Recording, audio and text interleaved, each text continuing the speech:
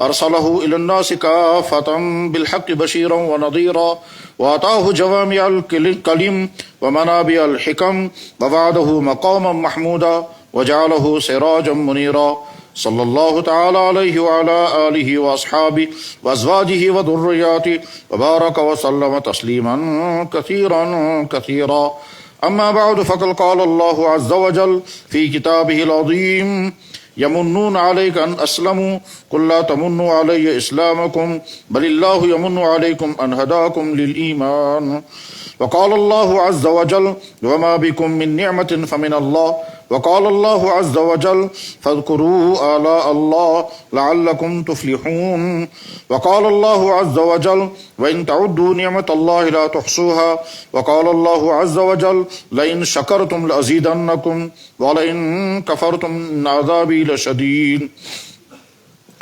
صدق الله مولانا العظيم وصدق رسوله النبي الكريم ونحن على ذلك لمن الشاهدين والشاكرين الحمد لله رب العالمين. سلام على خير الأنام وسيدي حبيب إله العالمين محمد بشير نذير هاشمي مكرم عطوف رؤوف من يسمى بأحمد منزه عن شريك في محاسن فجوهر الحسن فيه غير منقسم. هو الحبيب الذي ترجى شفاعته لكل هول من الأهوال مقتهم. فيا رب صل وسلم دائما ابدا على حبیبک خیر الخلق کلہم. معزز حضرات علماء کرام اور میرے دینی بھائیوں اور دوستوں، سب سے پہلے ہم اللہ کی بارگاہ میں شکر ادا کرتے ہیں. الحمدللہ رب العالمین. حضرات، دنیا میں انسانوں کو اللہ نے بے شمار نعمتوں سے نوازا ہے، اور نعمتوں کی کوئی حد نہیں، کوئی تعداد نہیں. دنیا میں انسانوں کے لیے ممکن بھی نہیں ہے کہ وہ اللہ کی دی ہوئی نعمتوں کا شمار کر پائیں، اور وجہ اس کی یہ ہے کہ بے شمار نعمتیں وہ ہیں جن کے نعمت ہونے کا انسان کو احساس ہی نہیں ہوتا، لیکن اس کے نعمت ہونے کا احساس تب ہوتا ہے جب وہ نعمت چھن جاتی ہے، اور اس وقت تک انسان اس کا خیال نہیں کر پاتا یہ بھی کوئی نعمت تھی. مثال کے طور پر اگر سمجھنا چاہیں تو دیکھیے، ہم میں سے ہر شخص روزانہ کئی دفعہ اپنے چھوٹے پیشاب اور بڑے پیشاب کو روک کر رکھتا ہے تب تک جب تک پیشاب کرنے کی جگہ نہ پہنچے، اور وہاں پہنچنے تک کبھی 10 منٹ لگتے ہیں، کبھی آدھا گھنٹہ لگتا ہے، کبھی زیادہ وقت بھی لگتا ہے، اور اس وقت تک ہم اس کو روک کر رکھتے ہیں. یہ روک کر رکھنے کی اللہ نے جو طاقت عطا کی ہے، یہ صرف ارادے پر کام کرتی ہے. آدمی کو عملاً کچھ نہیں کرنا ہے، نہ کوئی گانٹھ لگا کے رکھنی ہے، نہ کوئی ڈھکن بند کر کے رکھنا ہے. صرف ارادہ کر کے انسان رکھتا ہے کہ مجھے ابھی پیشاب روک کر رکھنا ہے، اور پیشاب رکا رہے گا. بعض دفعہ جوان انسان 5-5 7-7 گھنٹے تک پیشاب روک کر کے رکھتا ہے، اور جب پیشاب کرنے کی جگہ پر پہنچتا ہے صرف ارادہ کرتا ہے اور پیشاب شروع ہو جاتا ہے. یہ جو 5-7 گھنٹے تک انسان نے اپنا تقاضا روک کر کے رکھا، یہ روک کر رکھنے کی جو طاقت اللہ نے عطا کی ہے، کیا یہ اللہ کا احسان نہیں ہے؟ اگر یہ چھن جائے تب کیا ہوگا؟ لیکن ہم میں سے کتنے انسان ہیں جو اس کو نعمت سمجھتے ہیں اور پھر اس کا شکر ادا کرتے ہوں گے؟ جواب ہے، ہم کو تو خیال ہی نہیں آتا کہ یہ بھی کوئی نعمت ہے. سب لوگ، اور یہ ہر انسان کے لیے ہے. ایسا نہیں ہے کہ کچھ انسانوں کو یہ نعمت اور کچھ انسانوں کو نہ ہو، ہر انسان کو نعمت حاصل ہے. ہم میں سے ہر شخص کھانا کھا رہا ہے، اور کھانا کھانے کے لیے اللہ نے جو بہت لمبا سسٹم کھڑا کیا ہے، اس لمبے سسٹم کا ایک حصہ اس کا یہ بھی ہے کہ جب ہم لقمہ منہ میں رکھتے ہیں تو منہ کے اندر مختلف جگہوں سے پانی نکلتا ہے، اس کو تھوک کہتے ہیں. اور جن لوگوں نے سائنس پڑھی ہوگی وہ سمجھ سکتے ہیں اس کو زیادہ اچھی طرح سے کہ منہ کے اندر گلینڈز ہیں، ان گلینڈز کے اندر سے پانی نکلتا ہے، اور وہ پانی جس کو ہم تھوک کہتے ہیں، وہ پانی اس لقمے کے ساتھ شامل ہو جاتا ہے. اور شامل ہونے کے بعد اب وہ لقمہ ایک طرف سے دانتوں سے چبا رہے ہیں، دوسری طرف سے زبان اس لقمے کو گھماتی ہے، تیسری طرف سے منہ کے مختلف جگہوں سے پانی کے قطرے نکل کر کے اس لقمے میں شامل ہو رہے ہیں، اور اب یہ لقمہ تیار ہو گیا. لقمہ تیار ہونے کے بعد پھر حلق کے نیچے سے جھٹکا لگتا ہے، اور جھٹکا لگنے کے بعد پھر وہ حلقہ نیچے اترے گا. اگر وہ جھٹکا نہیں لگے گا تو لقمہ نیچے نہیں اتر سکتا. لیکن ہمارا کبھی خیال بھی نہیں آتا ہے کہ یہ جھٹکا کون سا ہے. آج کے بعد آپ غور کر کے دیکھ لیں, جب ہم لقمہ چبائیں گے اس کے بعد یہ جو کرتے ہیں, یہ نیچے سے لہر اٹھے گی, اور لہر اٹھنے کے بعد پھر اس کے بعد وہ لقمہ نیچے چلا جاتا ہے. اگر وہ لہر اٹھنا بند ہو جائے تو انسان کا لقمہ نیچے نہیں اترے گا. لیکن لقمہ تیار ہونے کے لیے پہلے منہ کا لعاب نکلنا ضروری ہے, اور وہ لعاب جو ہے وہ انسان کے اپنی ارادے سے نہیں نکلتا ہے. اس کے لیے اللہ نے ایک سسٹم رکھا ہوا ہے. اگر وہ لعاب پیدا ہونے کا سسٹم بند ہو جائے تو انسان سو نہیں سکے گا, منہ خشک ہو جائے گا, منہ میں کانٹے پڑ جائیں گے, کھانا چبایا نہیں جا سکے گا. چبائیں گے تو اس کے بعد پھر پانی ملانا پڑے گا, اس کے بعد پھر نیچے اتر نہیں پائے گا, اور بار بار پانی سے اس لقمے کو تر کرنا پڑے گا, یہاں تک کہ لوگوں کو ہزاروں روپیہ خرچ کرنا پڑتا ہے منہ کے اندر لعاب پیدا کرنے کے لیے. لیکن اللہ تعالیٰ شان خود بخود اس لعاب کے پیدا ہونے پر کس نے شکر پڑا ہے.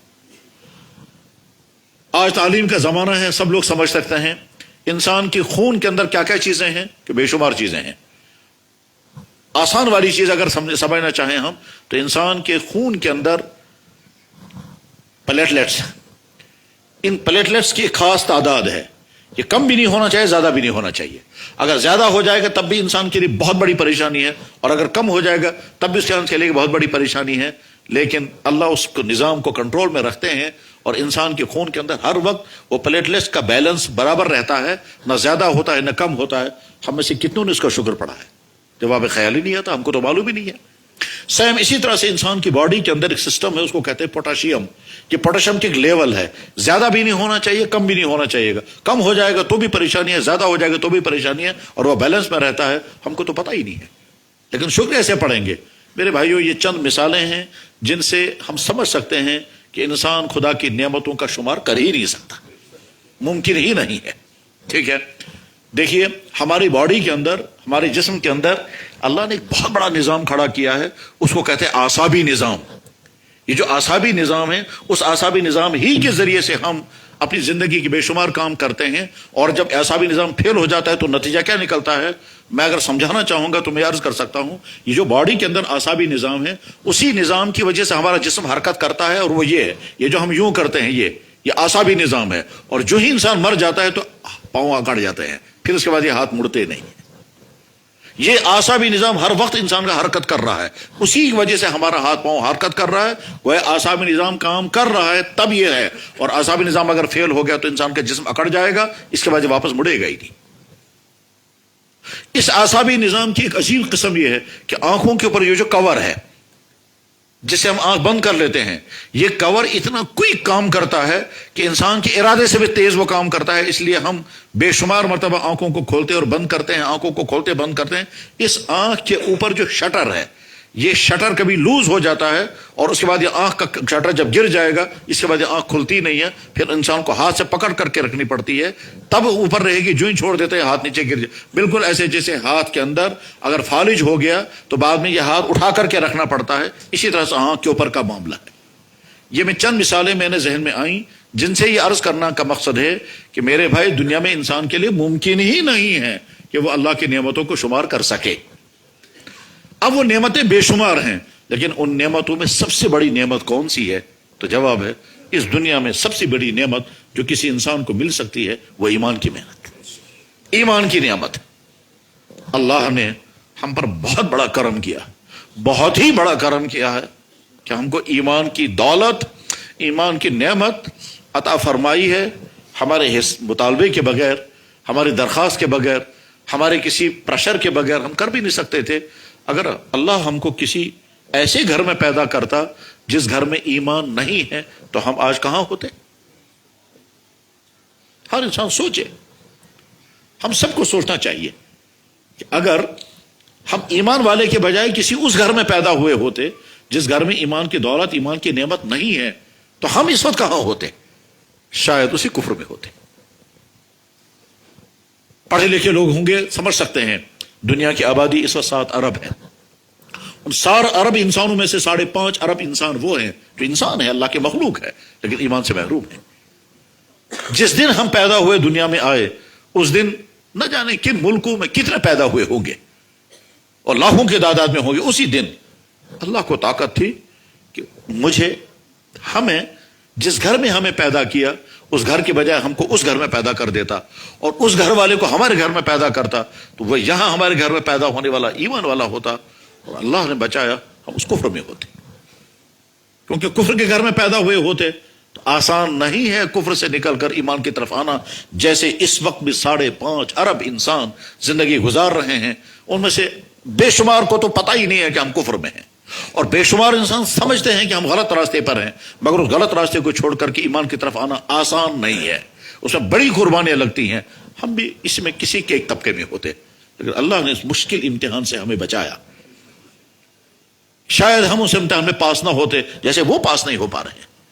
آج بھی بے شمار انسان چاہتے ہیں ہم ایمان قبول کریں، طرح طرح کی رکاوٹیں اور مشکلات ہیں، اور بے شمار انسانوں کو تو پتہ بھی نہیں ہے کہ ایمان کیا ہے اور کفر کیا ہے اور ہماری زندگی کیا ہے۔ اللہ نے مشکل امتحان سے ہم کو بتایا، ایمان والے کے گھر میں پیدا کیا۔ جس خاتون کے پیٹ میں ہم نے 9 مہینے گزارے وہ ایمان والی تھی، تبھی وہ بار بار حمل کے زمانے میں اللہ اللہ کرتی ہوگی، وہ بار بار اللہ سے دعائیں کرتے ہوگی، یا اللہ جو میرے پیٹ میں آپ نے عنایت فرمایا یہ ٹھیک آنا چاہیے، یہ انکمپلیٹ نہیں ہونا چاہیے، یہ اب نارمل نہیں ہونا چاہیے، یہ مکمل بچہ۔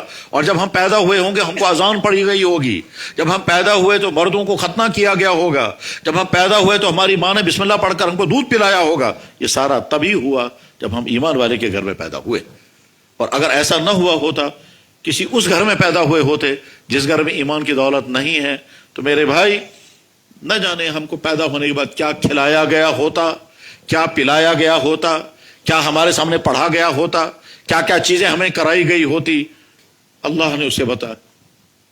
تو اس دنیا کی سب سے بڑی نعمت ایمان کی دولت ہے۔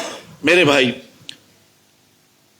اگر دنیا میں انسان یہ چاہے کہ میں اللہ کو دیکھوں، وہ تو ممکن نہیں ہے۔ اللہ نے نظام یہ بنایا کہ دنیا میں اللہ نظر آنے والا نہیں ہے۔ صحابہ کرام نے اسے کبھی نہیں پوچھا یا رسول اللہ ہمیں اللہ دکھائیے، لیکن صحابہ کرام نے یہ سوال ضرور کیا، یا رسول اللہ کیا قیامت کے دن ہم اللہ کے نبی کو دیکھ سکیں گے؟ حدیث کی کتابوں میں آتا ہے، بخاری میں بھی حدیث ہے۔ صحابہ کرام نے عرض کیا یا رسول اللہ حل نرا ربنا، یا رسول اللہ کیا ہم اپنے اللہ کو دیکھ سکیں گے؟ تو اللہ کے نبی علیہ السلام نے ارشاد فرمایا، حل تزامون فی رؤیت القمر وفی روایت حل تزامون فی رؤیت الشمس فی نصف النہار لیس دونہ سحاب۔ اگر دن کے دوپہر کے وقت میں آسمان میں کہیں بادل نہ ہو، آسمان میں کہیں کوئی رکاوٹ نہ ہو، سورج کے دیکھنے میں تمہیں کوئی مشکل آتی ہے، اور ایک جگہ آپ نے فرمایا رات کا وقت ہو، 14ویں رات کا چاند چمک رہا ہو، فضا میں کہیں کوئی بادل نہ ہو، تو چاند کے دیکھنے میں تمہیں کوئی رکاوٹ آتی ہے؟ صحابہ کرام نے عرض کیا یا رسول کوئی رکاوٹ نہیں آتی۔ آپ نے فرمایا کذالک ترون ربکم، جس طرح سے تم 14ویں رات کے چاند کو دیکھ سکتے ہو، ایسے قیامت کے تم ضرور اللہ کو دیکھو گے۔ مگر دنیا میں اللہ تعالیٰ شانو نظر آنے والا نہیں ہے۔ لیکن میرے بھائی، اگر اللہ تعالیٰ شانو بالفرض سمجھنے کے لیے، بات سمجھنے کے لیے دنیا میں ہی یا آخرت میں ہم کو بلا کر کہیں گے آؤ میرے ساتھ تم میرا حساب کرو، اور پھر ہم سے بلا کے پوچھیں گے پہلے میں تمہیں سناتا ہوں میں نے تمہیں کیا کیا دیا تھا، میں تمہیں بتاتا ہوں میں نے تمہیں کیا کیا عطا کیا تھا، پھر فرمائیں گے دنیا میں نے اپنے بندوں میں سے بہت سارے ادنے پیدا کیے تھے، تم کو میں نے نابینا نہیں بنایا۔ دنیا میں میرے بہت سارے بندے بہرے تھے، میں نے تم کو بہرا بھی نہیں بنایا۔ دنیا میں بے شمار میرے بندے وہ تھے جو جسمانی اعتبار سے اب نارمل تھے، میں نے تم کو پوری باڈی عطا کی۔ دنیا میں بے شمار انسان وہ تھے جو میں نے پیدا کیے، وہ دماغی اعتبار سے طرح طرح کی کمزوریوں میں تھے، وہ پاگل خانوں میں رہتے تھے، میں نے تم کو پورا دماغ بھی دیا۔ پھر دنیا میں بے شمار انسان وہ بھی تھے جو ایمان سے محروم تھے، کیونکہ میں نے ان کو اس گھر میں پیدا کیا جہاں ایمان نہیں تھا، میں نے تم کو ایمان والے کے گھر میں پیدا کیا، حالانکہ تم نے کوئی درخواست بھی نہیں تھی، مطالبہ بھی نہیں کیا تھا۔ پھر اللہ تعالیٰ ہم سے فرمائیں گے یہ سارا میں نے تمہیں دیا ہے یا نہیں؟ تو ہم سر نیچے کر کے کہیں گے یا اللہ واقعی آپ نے دیا ہے۔ پھر اللہ تعالیٰ شان و آخر میں فرمائیں گے مثلا کہ دیکھو دنیا میں میرے نبیوں نے تمنا کی تھی کہ وہ پیدا ہوں جناب محمد رسول اللہ کی امت میں، ٹھیک، نبیوں نے تمنائیں کی اور دعائیں کی، اور میں نے نبیوں سے کہہ بھی رکھا تھا کہ اے نبیوں تمہارے ہوتے ہوئے اگر میرا بڑا والا نبی آ گیا تو تم اپنا سارا کام چھوڑ کر کے میرے نبی کی اتباع کرنا۔ قرآن کریم میں اللہ تعالیٰ فرماتے ہیں وَإِذْ أَخَذَ اللَّهُ مِيثَاقَ النَّبِيِّينَ، وہ وقت یاد کرو جب اللہ نے نبیوں سے وعدہ لیا کہ میں تمہیں نبوت عطا کروں گا, تم دنیا میں نبی بن کر کے آؤ گے, تم کو میں سارا دین عطا کروں گا, پھر تم کو حکمت عطا کروں گا, ثم جاءکم رسول, پھر بڑا والا رسول آئے گا, کیا کرو گے تم؟ تو اللہ نے تمام نبیوں کی روحوں کو بلا کر کے پھر فرمایا کہ تم کو جب میں دنیا میں بھیجوں گا, نبوت عطا کروں گا, اور تم دنیا میں میرا کام کر رہے ہوں گے, اسی بیچ میں میرا بڑا والا نبی اگر آ گیا تو اس وقت تم کیا کرو گے؟ انبیاء کرام کی روحیں خاموش, کوئی جواب نہیں دے پا رہا. پھر اللہ تعالیٰ فرما رہے ہیں لَتُؤْمِنُنَّ بِهِ, میرا حکم ہے کہ پہلا کام میرے اس نبی پر تم ایمان لے آنا, وَلَتَنْصُرُنَّهُ, اپنا کام چھوڑ کر کے میرے اس نبی کی مدد کرنا. اور علماء سمجھ سکتے ہیں لام تاکید بانون تاکید ثقیلہ تاکید کے لیے, گویا اللہ تعالیٰ فرما رہے ہیں جب بڑا والا نبی آئے گا ضرور بھی ضرور اس پر تم ایمان لانا, اور ضرور بھی ضرور اس نبی کی مدد کرنا. اللہ نے یہ حکم دیا, اس کے بعد فرمایا لَتُؤْمِنُنَّ بِهِ وَلَتَنْصُرُنَّهُ. پھر اللہ فرما رہے ہیں تم نے اقرار کر لیا یا نہیں جو میں نے حکم دیا؟ تو تمام نبیوں کی روح نے کہا یا اللہ ہم نے اقرار کر لیا, ہم ایسا ہی کریں گے.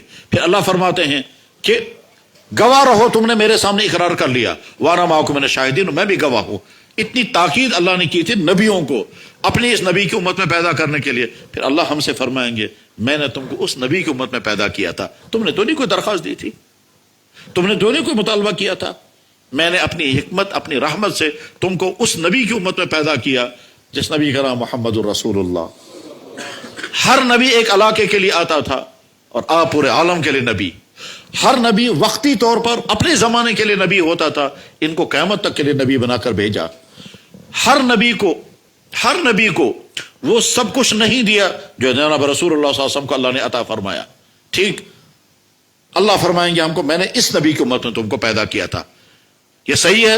ہم سر نیچے کر کے کہیں گے یا اللہ بالکل صحیح ہے, واقعی ایسا ہی ہے. اس کے بعد اللہ تعالیٰ ہم سے فرمائیں گے یہ تو میں نے تمہارے ساتھ کیا, اب تو مجھے اپنا حساب دے دو. پھر اللہ ہم سے فرمائیں گے میں نے اور میرے نبی نے جو جو تمہیں حکم دیا تھا مجھے حساب دو تم نے کس کے پر عمل کیا ہے, اور میں نے اور میرے نبی نے جس چیز سے تم کو منع کیا تھا مجھے حساب دو کس کس سے تم بچے ہو. یہ تو اللہ کا ہوا. اس کے بعد جناب رسول اکرم صلی اللہ علیہ وسلم اگر ان کا حساب الگ شروع ہوگا. یہ علماء بیٹھے ہیں سمجھ سکتے ہیں, ہمارے ہاں حدیث کی کتابوں میں کتاب ہے اس کو کہتے ہیں سنن ابن ماجہ. حدیث میں پڑھائی جاتی ہے, جب ہم کہتے ہیں 6 حدیث کی بڑی کتابیں, ان 6 بڑی حدیث کی کتابوں میں سے ایک کتاب ہے سنن ابن ماجہ, اس میں یہ حدیث موجود ہے. حدیث کا پس منظر کیا ہے؟ جناب رسول اللہ صلی اللہ علیہ وسلم حجۃ الوداع میں ہے, پورے عرب میں اسلام پھیل چکا تھا, اب آپ اس دنیا سے رخصت ہونے والے تھے.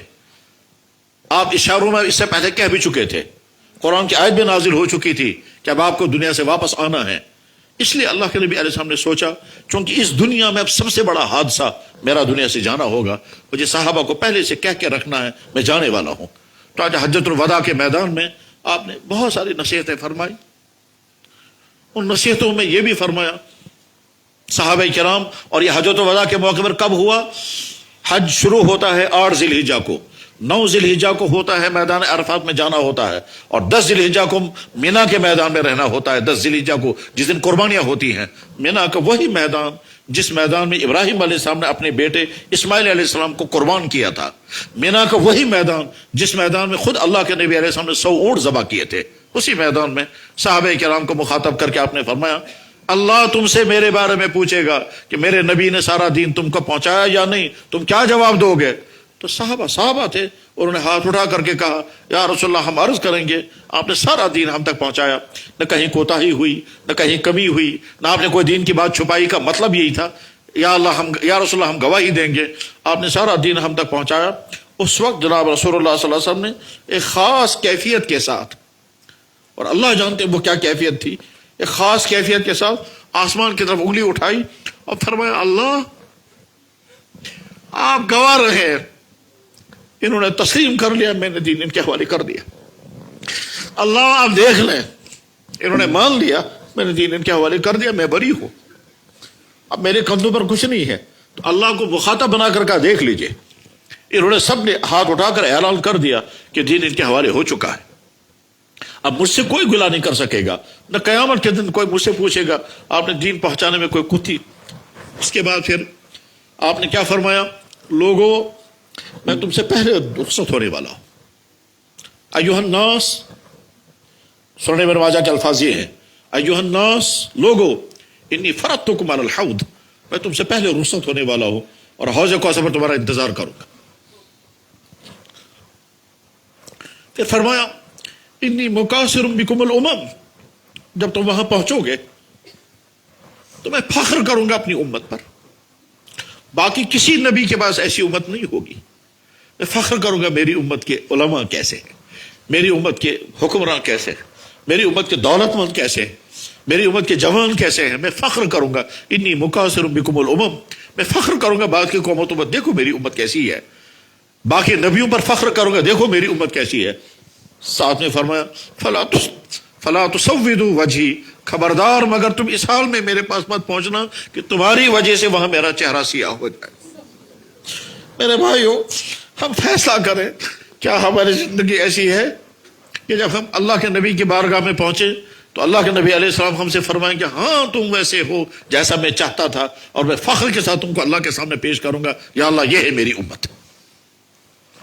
بس اللہ ہم سے سوال کرے گا اور جناب رسول اللہ صلی اللہ علیہ وسلم کے سامنے ہم کو کھڑا ہونا ہے۔ اللہ کے نبی نے جو لفظ استعمال فرمایا تھا وہ بہت سخت لفظ استعمال کیا، جس کا ترجمہ کرنا بھی مشکل ہے، بلکہ ہمارے تو بہت سارے بھائی ترجمہ نہیں کر پاتے اس لفظ کا۔ ہم تو نہیں ترجمہ کر سکتے جو لفظ حضور نے اپنے بارے میں استعمال فرمایا۔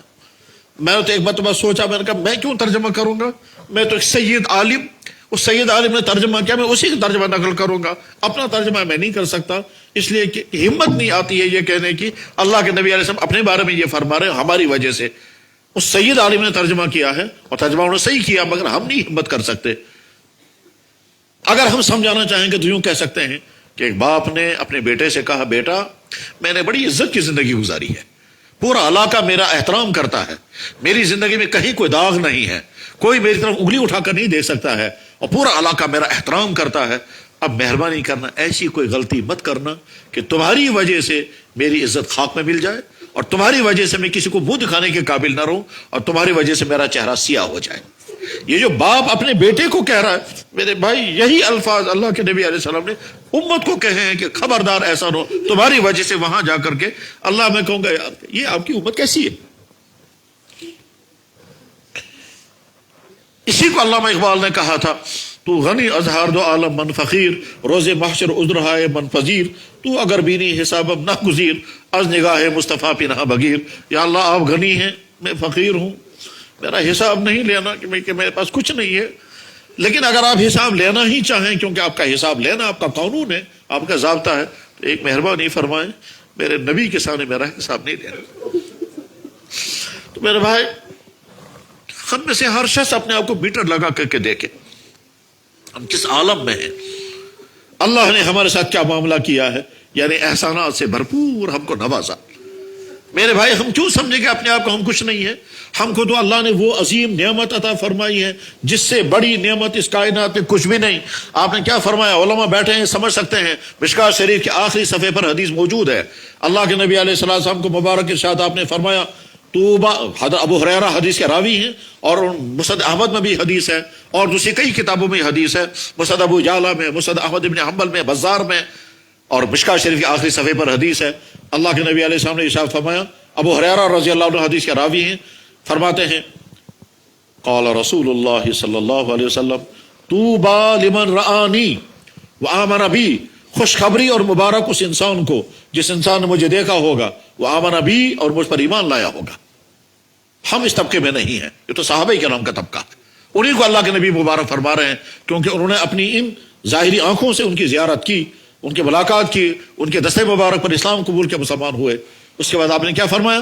فرمایا وَطُوبَى 7 مرات لمن لم يرانی وآمن بی، 7 مرتبہ مبارک اس انسان کو جس انسان نے مجھے دیکھا تو نہیں ہوگا پھر بھی کہتا ہوگا میرا نبی محمد الرسول اللہ۔ یا اللہ آپ گواہ رہیں،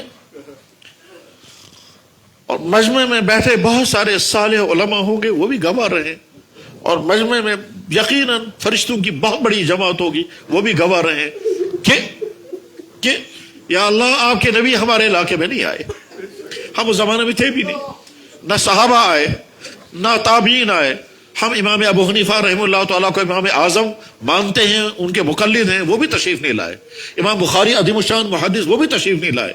حضرت شیخ عبد القادر جیلانی عظیم الشان ولی سرتاج، وہ بھی یہاں کشمیر نہیں آئے. پر یا اللہ اس کے بعد جن بزرگوں کے ذریعے سے تیرا دین ہم تک پہنچا ہے، اور اس کے بعد ہمارے ماں باپ کے ذریعے سے ہم تک پہنچا ہے، یا اللہ آپ گواہ رہیں، ہم اعلان کر کے کہتے ہیں ہمارا نبی محمد رسول اللہ. اور اے اللہ ہمارا نام اس صف کی آخری فہرست میں ضرور شامل کر دیجئے جن کو آپ کے نبی نے 7 مرتبہ مبارکباد دی ہے.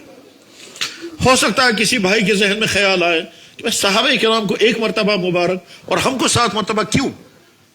تو جواب علماء اپنی درسوں میں سمجھاتے ہیں بڑی تفصیل کے ساتھ. جواب اس کا مختصراً یہ ہے کہ حضرات صحابہ کرام نے اللہ کے نبی کو دیکھا، ان کے کمالات، ان کا اخلاق، ان کی عظمتیں، ان کے معجزات، ان پر نازل ہونے والا قرآن، ان کی مقدس شخصیت، یہ سب کچھ اپنی آنکھوں سے دیکھا اور پھر ایمان قبول کیا. ہم نے تو کچھ بھی نہیں دیکھا، تو ہم نے نہیں دیکھا پھر بھی ہم مانتے ہیں ہمارا نبی محمد رسول اللہ.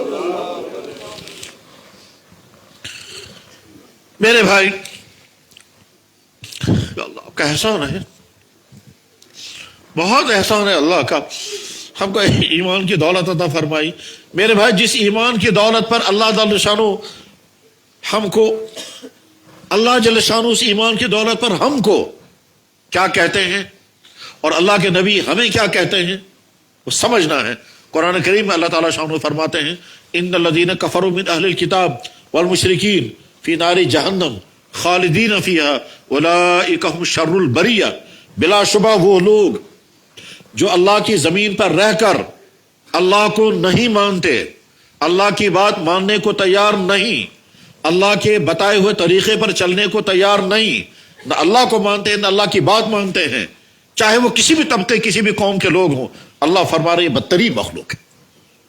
اور اس کے مقابلے میں فرمایا ان الذین آمنوا وعملوا الصالحات اولئک هم خیر البریہ.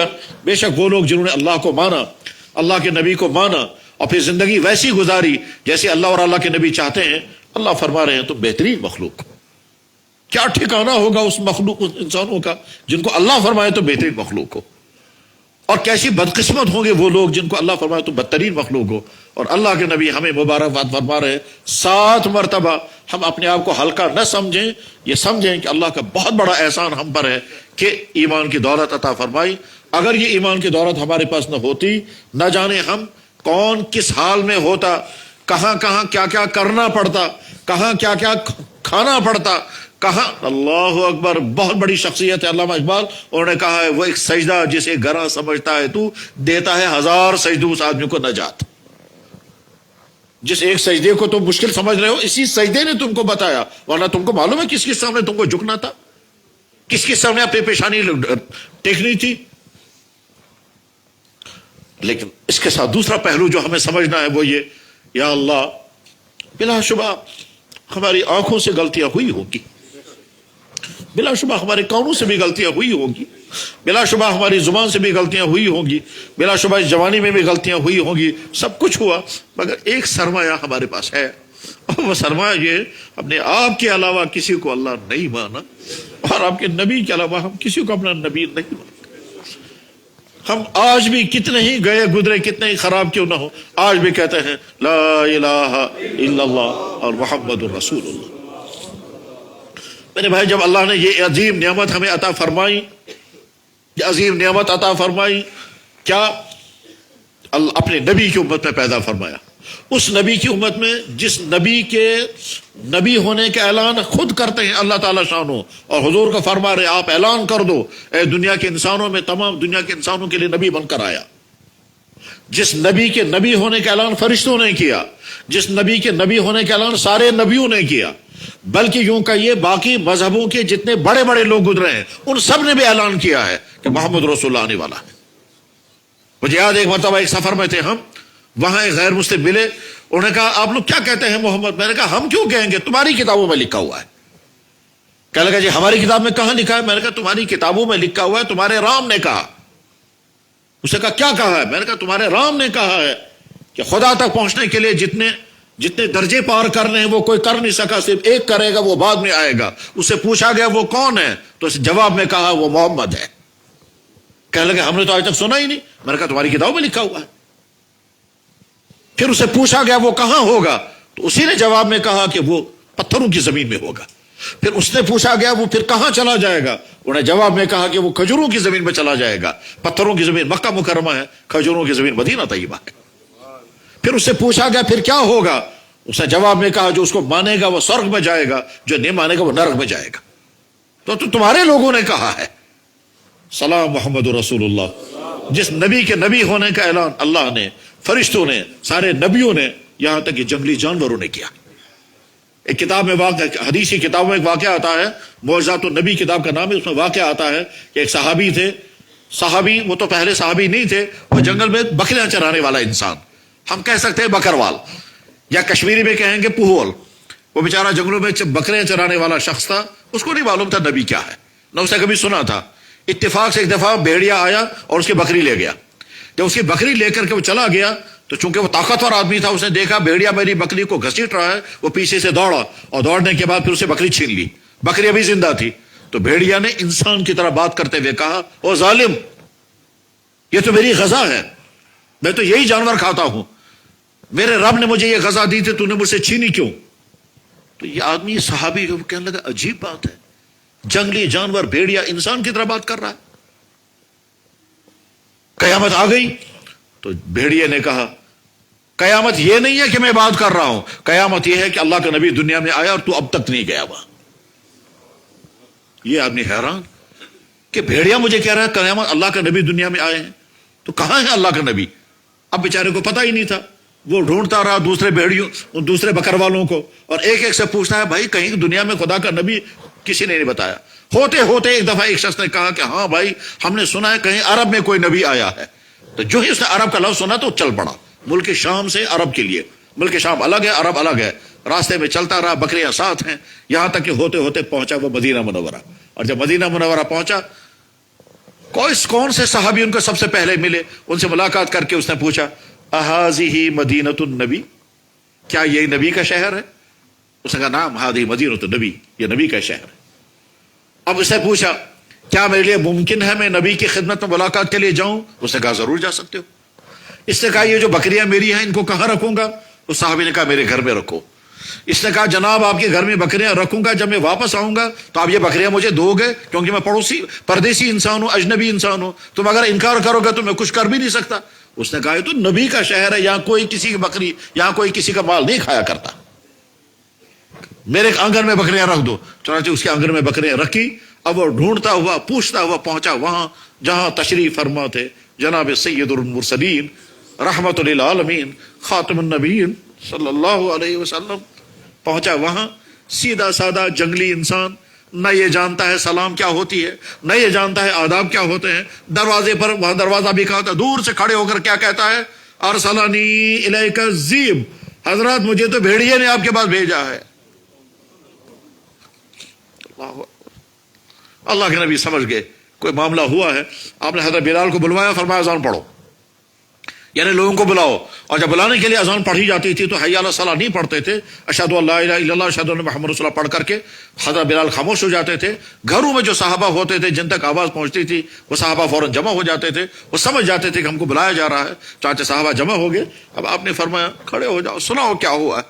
اب بیچارہ کھڑے ہو کر کے کہتا ہے میں تو جنگلی انسان، بکریاں چرانے والا، میں تو نہیں جانتا، انا راعی الغنم، بکریاں چرانے والا انسان، مجھے نہیں معلوم ہے نبی کیا ہے۔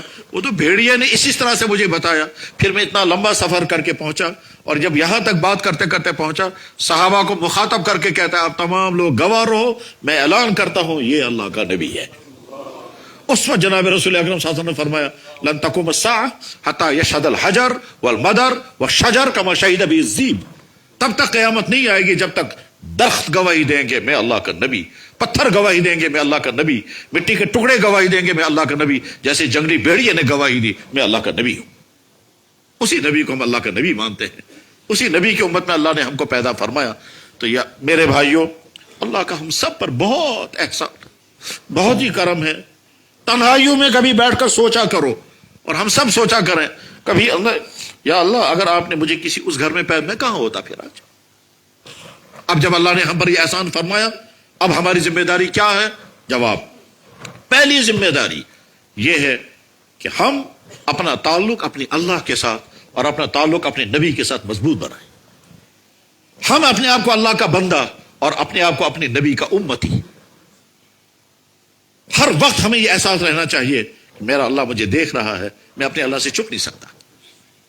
ہر وقت ہمیں یہ احساس رہنا چاہیے میں جو کچھ کر رہا ہوں، کہیں میرے اس عمل کی رپورٹ جب میرے نبی کی خدمت میں پہنچے گی تو میرا نبی یہ تو نہیں کہنا چاہے تو میرا امتی تھا، یہ کیا کیا تو نے. اور یاد رکھیں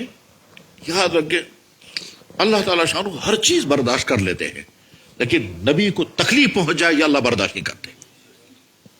میرے بھائی ڈر لگتا ہے کہتے ہوئے، مگر حقیقت یہی ہے اس وقت امت کے ذریعے سے اللہ کے نبی کو بہت تکلیفیں پہنچ رہی ہیں. اور کیسے پہنچ رہی ہیں؟ جب ہماری زندگی ایسی ہو جس میں گناہ ہی گناہ ہو، نافرمانیاں ہو، عیاشیاں ہو، فحاشیاں ہو، آنکھوں کے گناہ الگ، زبان کے گناہ الگ، کمائی میں گناہ الگ، خرچ میں گناہ الگ، نام اللہ کا مگر زندگی ویسی جیسے اللہ کو ہم پہچانتے ہی نہیں ہوں. لفظوں میں ہم اپنے نبی کی امت مگر نبی کی سنت اپنانے کو تیار نہیں، نبی کے طریقوں کو چھوڑے ہوئے ہیں. خیال یہ ہے کہ مرنے کے بعد زندہ ہونا، لیکن زندگی ایسی ہے جیسے مرنا ہی نہیں ہے. جب اس زندگی کا رپورٹ جب ہمارے نبی کے پاس پہنچتی ہوگی تو حضور کو خوشی ہوتی ہوگی یا غم ہوتا ہوگا. اور جب ان کو غم ہوتا ہوگا تو یاد رکھیں اللہ تعالیٰ شانو اپنے نبی کی اذیت برداشت نہیں کرتے. اور یہ قرآن کریم میں موجود ہے. قرآن کریم میں موجود ہے. 3 صحابہ حضور کی گھر میں زیادہ دیر تک بیٹھے رہے. 3 صحابہ حضور کے گھر میں زیادہ دیر تک بیٹھے رہے اور اللہ کے نبی چاہتے تھے یہ اڑ جائیں اور کمرہ خالی کر دیں، مجھے اپنا کام یا آرام کرنا تھا. وہ صحابی اٹھ نہیں پائے، ان کو خیال نہیں آیا اور حضور نے منع بھی نہیں کیا کہ اڑ جاؤ، یا حضور فرماتے نکل جاؤ کمرہ خالی کر دو.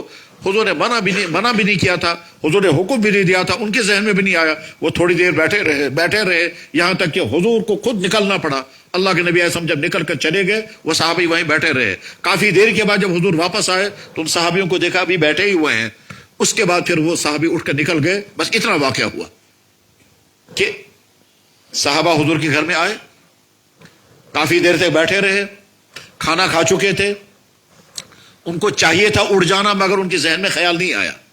اللہ کے نبی نے اگر فرمایا ہوتا اٹھ کر نکل جاؤ کمرہ خالی کرو میں آرام کرنا چاہتا ہوں، لیکن اللہ کے نبی نے بھی نہیں فرمایا اٹھ جاؤ. پھر حضور نے سوچا میں خود ہی نکل جاؤں گا یہ بھی اٹھ جائیں گے. حضور اٹھ کے چلے گئے مگر وہ نہیں اٹھ پائے، ان کو خیال نہیں آیا. کافی دیر کے بعد جب ان کو خیال آیا اٹھ کے چلے گئے.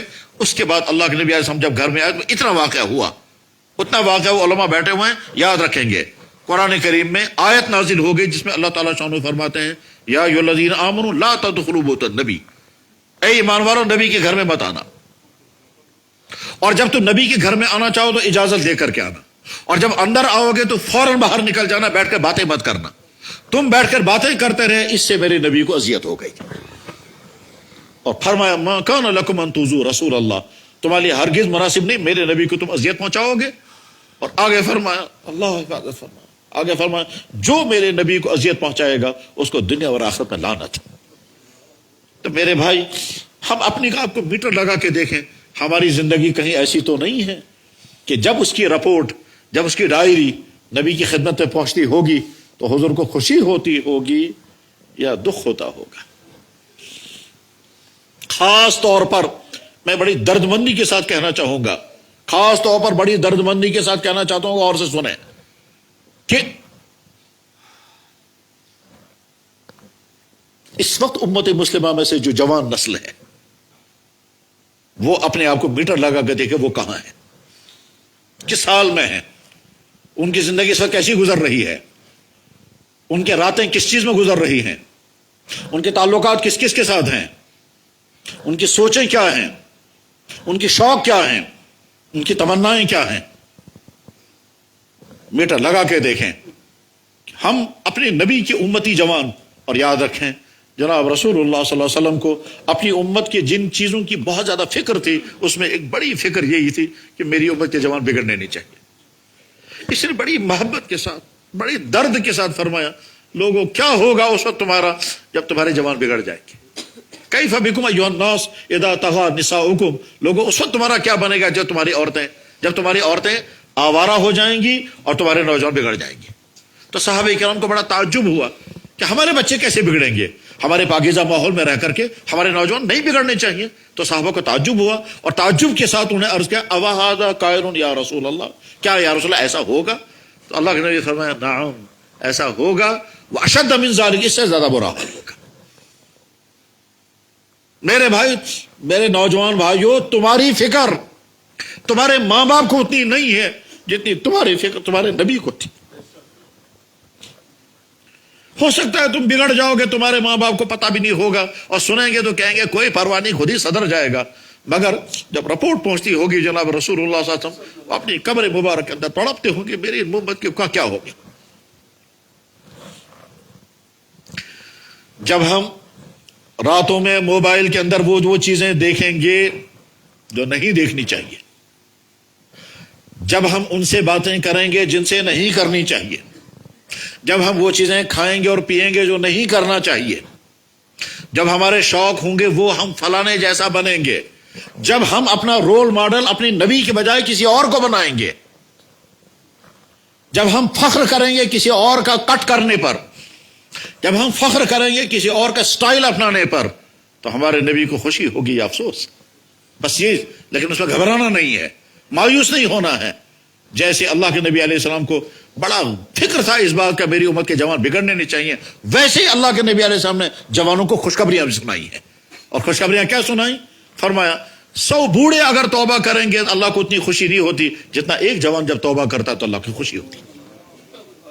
तो मेरे नौजवान भाइयों, आप मायूस नहीं होंगे कि या अल्लाह हमसे गलतियां जरूर हुई हैं मगर है हम आपके बंद, हमने गलतियां जरूर हुई हैं मगर आपके नबी की उम्मती उनका अपना नबी मानते हैं। हम आज भी कहेंगे हमारे बेहतरीन रोल मॉडल मोहम्मद रसूलुल्लाह। अभी कुछ दिनों पहले एक औरत मुसलमान बनी है यूरोप में, और वो बहुत ज़हीन किस्म की खातून है और बहुत ज्यादा ऊंचे दर्जे की खातून है। उससे जब पूछा गया कि आप मुसलमान क्यों बनी, तो उसने जवाब में कहा मोहम्मद रसूलुल्लाह की शख्सियत को देखकर। उन्हें पूछा उनकी जिंदगी में क्या चीज आपको अच्छी लगी, तो उसने हंस करके कहा क्या चीज अच्छी लगी, वहां कौन सी चीज है जो अच्छी नहीं है।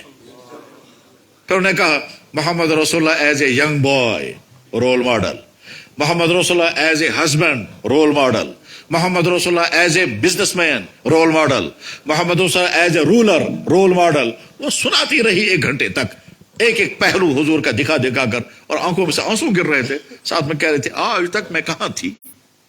तो मेरे भाई, आप मायूस नहीं होंगे।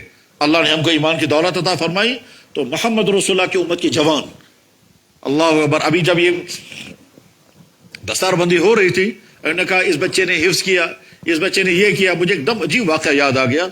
सुभान अल्लाह, अल्लाह अकबर। इसी कश्मीर से एक लड़का पढ़ने के लिए दिल्ली गया। ये बहुत पहले की बात है, जहांगीर बादशाह का जमाना था। दिल्ली में जहांगीर बादशाह की हुकूमत थी, कश्मीर में भी उन्हीं की हुकूमत चल रही थी। यहां कश्मीर से एक लड़का जिसका नाम था हैदर, उसके वालिद का नाम था फिरोज। तो हैदर वल्दे फिरोज दिल्ली, यहां से दिल्ली पढ़ने के लिए, हदीस पढ़ने के लिए गया। और हदीस पढ़ाने वाले थे उस जमाने में दिल्ली के अंदर हजरत शेख अब्दुल हक मुहद्दिस दहलवी रहमतुल्लाह अलैह। और इस शख्स का आलम यह था, शेख अब्दुल हक मुहद्दिस दहलवी रहमतुल्लाह तआला का आलम यह था, इस कदर उनको अल्लाह के नबी के साथ ताल्लुक था कि वो जब चाहते थे आंख बंद करते थे और हुजूर की ज़ियारत हो जाती थी। इस दर्जे का शख्स है शेख अब्दुल हक मुहद्दिस दहलवी रहमतुल्लाह तआला, हमारे बुजुर्गों में से हैं। तो ये कश्मीरी लड़का हैदर शेख अब्दुल हक मुहद्दिस दहलवी के रहमतुल्लाह तआला के पास पढ़ने के लिए गए, हदीस पढ़ने के लिए। एक दिन शेख ने पूछा, ओ हैदर तूने कुरान पढ़ा है? कहने लगा हजरत मैंने पढ़ा है। कहने लगा तुम पढ़ भी पाते हो? कहने लगा हजरत पढ़ सकता हूं। फरमाया देखकर पढ़ते हो या ज़बानी पढ़ते हो? कहने लगा हजरत मैंने तो कुरान हिफ्ज किया है। फरमाया याद है कुरान? उन्होंने कहा हजरत याद है। फरमाया अभी 2-3 दिन के बाद शब बारात आ रही है, उस दिन मुझे कुरान सुनाना। कहने लगा हजरत मैं हाजिर हूं। अब उसे सोचा शब बारात में कहां याद रहेगा इनको, जो ही शब बारात आई तो शाम को बुलाया। कहने लगा मैंने क्या कहा था? कहने लगा हजरत मैं हजरत तैयार हूं। फरमाया सुनाओगे कुरान? कहने लगा जी हजरत।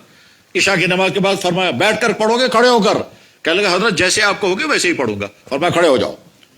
चुनांचे हैदर नाम का लड़का खड़ा हो गया और शेख अब्दुल हक मुहद्दिस दहलवी रहमतुल्लाह तआला मुक्तदी बनकर पीछे खड़े हो गए।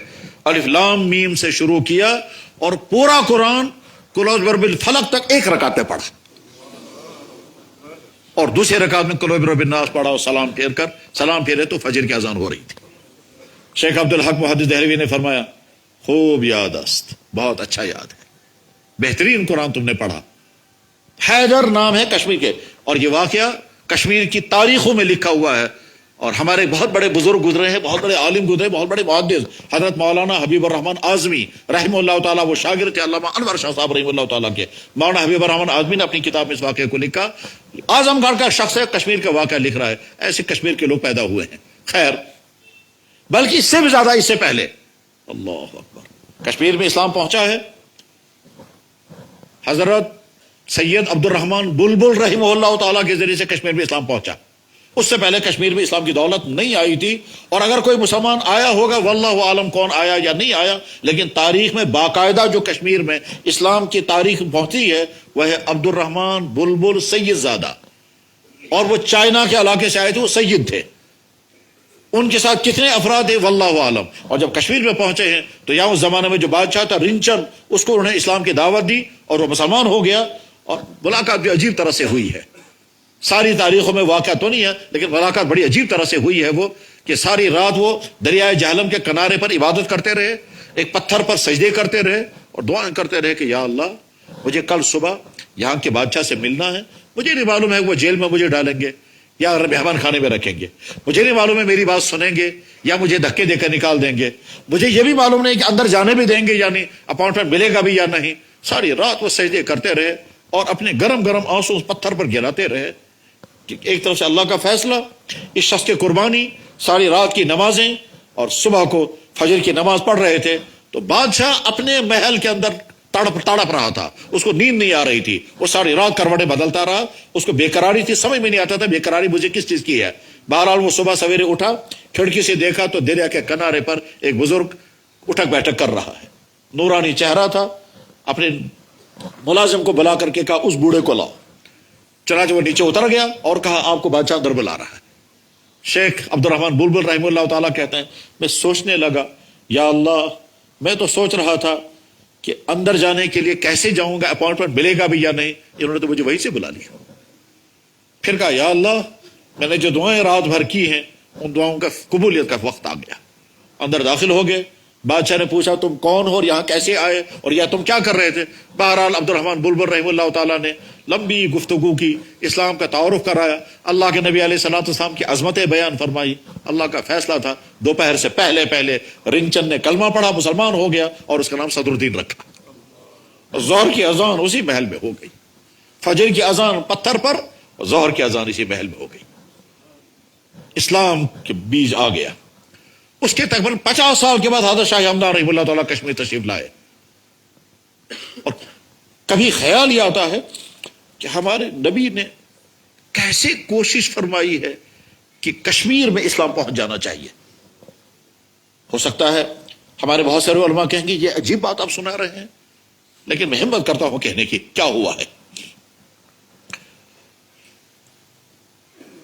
ایک بہت بڑے بزرگ تھے، ان کا نام تھا خواجہ شرف الدین محمود مزدکانی. خواجہ شرف الدین محمود مزدکانی کو خواب میں جناب رسول اللہ صلی اللہ علیہ وسلم تشریف لائے اور فرمایا میرے خاندان کا ایک لڑکا تمہارے پاس آئے گا، اس کی صحیح طرح سے تربیت کرنا.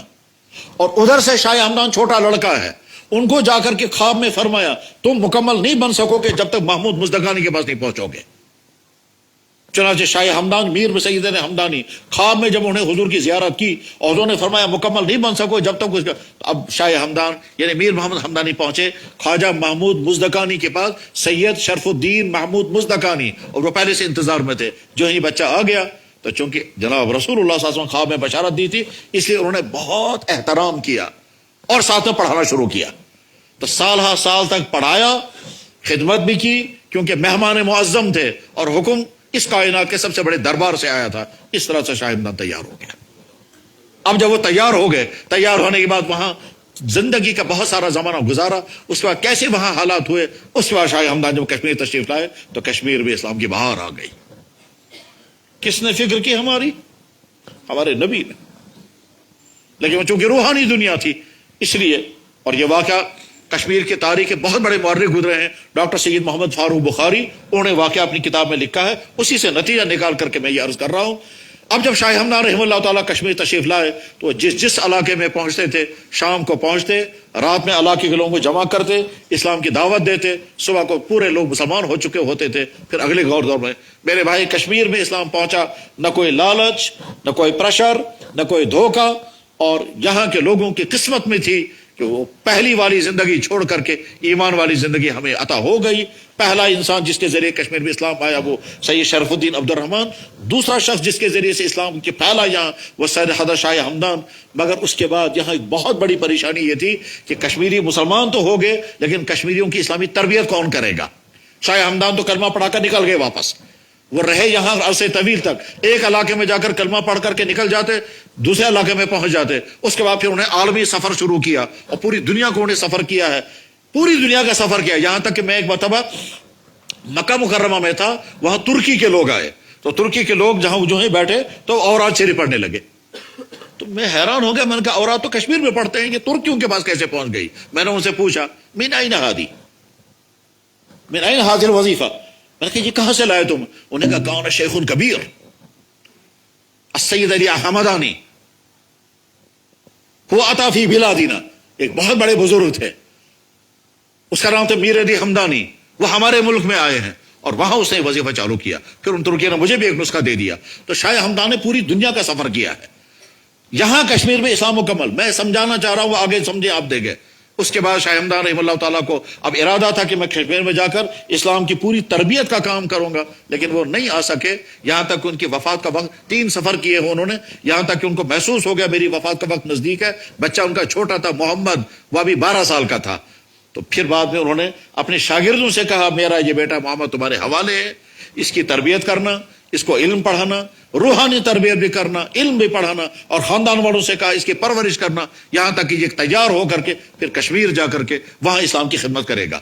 چنانچہ 10 سال تک شاہ ہمدان کے مریدوں نے میر محمد حمدانی کی روحانی تربیت کی، شاہ ہمدان رحمہ اللہ تعالیٰ کے شاگردوں نے اس طالب علم، اس نوجوان کو حدیث، فقہ، تفسیر، ادب، یہ سب کچھ پڑھایا، اور وہ عالم ربانی بن گیا، اور خاندان والوں نے تربیت کی۔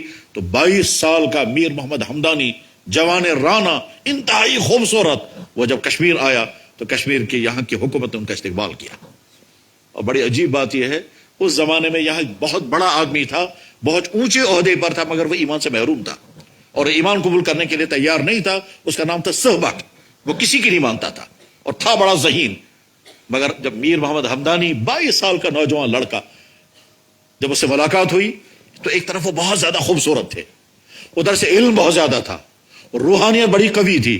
اب جب صحبت کی ملاقات ہو گئی، 2 یا 3 گھنٹے کی ملاقات کے بعد صحبت نے کلمہ پڑھا اور شام تک وہ سیف الدین بن گیا۔ پھر میر محمد حمدانی نے پورے کشمیر میں اسلام کو مستحکم کیا، سری نگر کی جامع مسجد اسی نے بنوائی، سری نگر کی عیدگاہ اسی نے بنوایا، جامع مسجد عالیہ، یہ پورے جگہ جگہ 22 سال کا نوجوان کشمیر آیا اور اسلام کو اس طرح سے مضبوط کر گیا۔ میرے بھائی ہم بھی تو دیکھیں، ہم میں سے کتنے 22 سال کے نوجوان ہیں، ہماری زندگی کہاں ہے؟ بس یہی سمجھنا ہے۔ تو اللہ نے ہم کو ایمان کی دولت عطا فرمائی ہے، الحمدللہ رب العالمین۔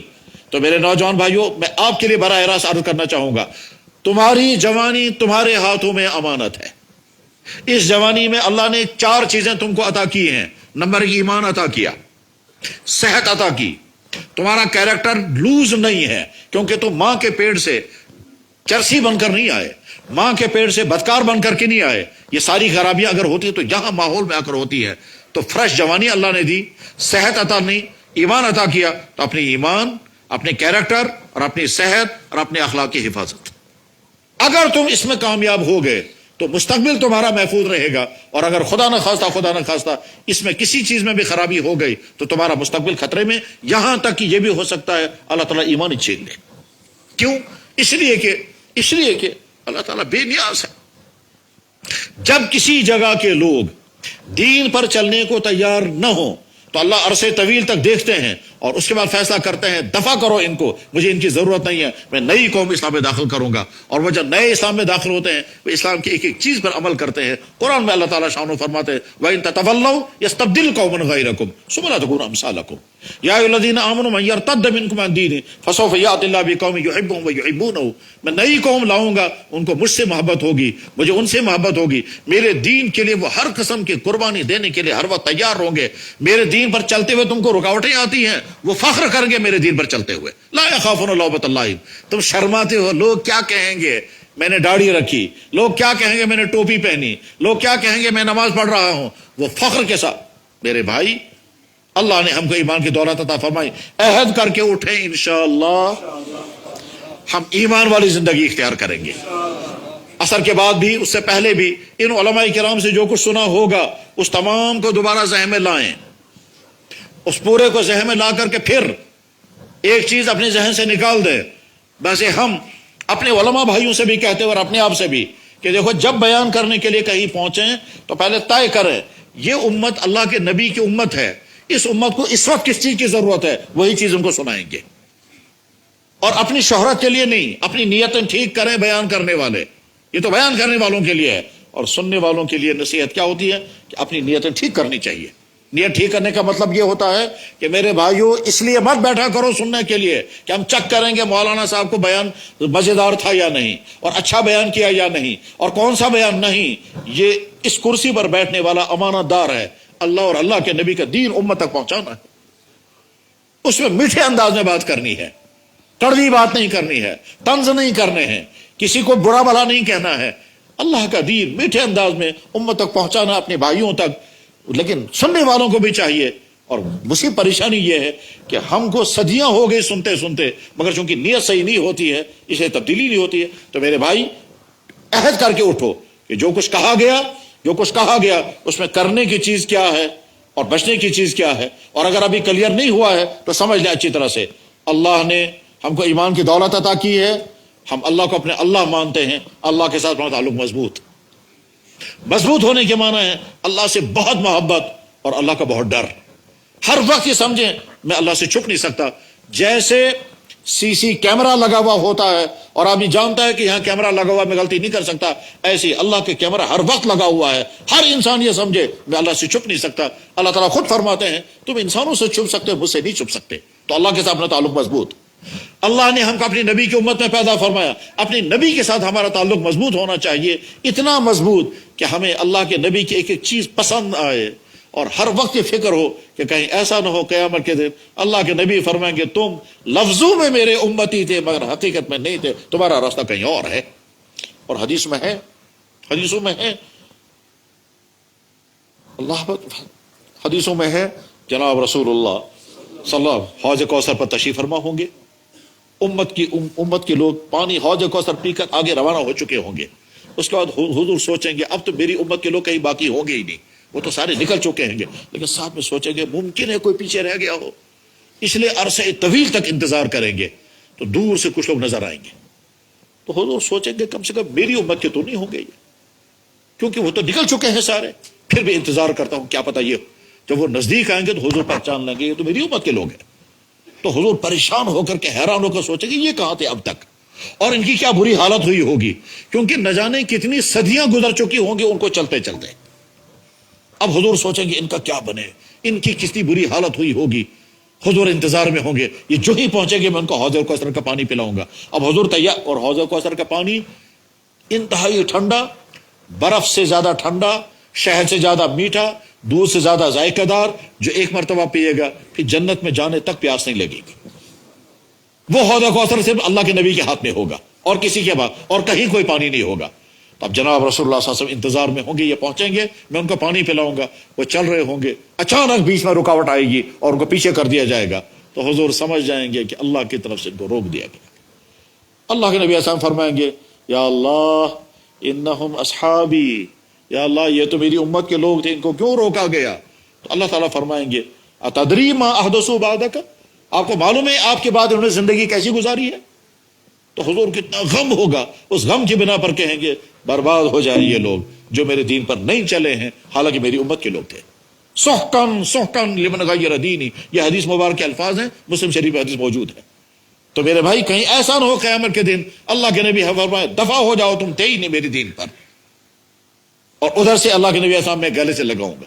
تو میرے بھائی عہد کر کے اٹھیں، نمبر 1 اپنے نبی کے ساتھ ہمیں اپنا تعلق مضبوط کرنا ہے، حقیقتاً ہم اپنے نبی سے محبت کرنے والے بنے۔ اور اللہ کے نبی خود فرما رہے تم مومن کامل بن ہی نہیں سکتے جب تک میں تمہیں تمہارے ماں باپ سے زیادہ پیارا نہ ہو جاؤں، تمہاری اولادوں سے زیادہ پیارا نہ ہو جاؤں، بلکہ تمام انسانوں سے زیادہ پیارا ہو جاؤں۔ بخاری میں حدیث ہے لا یؤمن احدکم حتی اکون احب الیہ من والدی وولدی والناس اجمعین، تم مومن کامل بن ہی نہیں سکتے تب تک جب تک میں تمہارا پیارا نہ بن جاؤں۔ اور یقیناً اس دنیا میں جیسی محبت ایمان والوں نے اپنے نبی سے کی ہے، دنیا کی کسی قوم نے اپنے نبی کے ساتھ ایسی محبت نہیں کی ہے۔ یہ ہمارا فخر۔ محبت کرنے والوں کے واقعات تو عجیب، اللہ اکبر۔ ایک بادشاہ گزرا ہے، اس بادشاہ کا نام تھا سلطان ناصر الدین محمود، شمس الدین التمش کا بیٹا۔ ناصر الدین محمود کی دربار میں غلام تھا، اس کا نام تھا محمد تاج الدین۔ تو ناصر الدین جب بھی اسے بلاتا تھا تو کہتا تھا محمد، تو وہ آ جاتا تھا۔ ایک دن ناصر الدین محمود نے غلام کو بلایا اور کہا تاجو، تو اس کو بڑا تعجب ہوا، اس نے مجھے توہین کے ساتھ تاجو کہا، یہ تو مجھے بلاتا تھا محمد کہہ کر کے، یہ کیا کیا اس نے؟ بہرحال وہ آیا، کام کیا اور چلا گیا، آیا ہی نہیں بعد میں۔ کچھ دن گزر گئے تو ناصر الدین محمود بادشاہ نے کہا بھائی وہ تاج محمد وہ کہاں چلا گیا؟ لوگوں نے کہا جناب وہ ناراض ہو گیا، کچھ پتہ نہیں کیا ہو گیا ہے، وہ آتا ہی نہیں اب۔ فرمایا بلاؤ اسے بلایا گیا، پوچھا تم کچھ ناراض ہو؟ اس نے کہا بادشاہ سلامت، آپ سے کیا ناراض؟ نہیں تم کچھ ناراض ہو، کئی دن سے تم غائب ہو۔ کہنے لگا جناب بالکل صحیح ہے، آپ جب بھی مجھے بلاتے تھے آپ مجھے کہتے تھے محمد، لیکن 3 دن پہلے آپ نے مجھے بلایا اور کہا تاجو، تو مجھے بہت برا لگا، آپ نے ایسے جیسے مجھے چڑھایا۔ تو ناصر الدین محمود نے اس پر بالکل کہا صحیح ہے، واقعی میں نے تمہیں اس طرح بلایا تھا، مگر سنو۔ اس کے بعد ناصر الدین نے جو بات کہی ہے انسانی تاریخ میں کوئی کہہ نہیں سکتا۔ صحابہ کرام کا معاملہ تو خیر بہت اونچا ہے، لیکن ناصر الدین محمود نے عجیب بات کہی، حالانکہ بادشاہ تھا وہ اور دلی میں بادشاہ تھا۔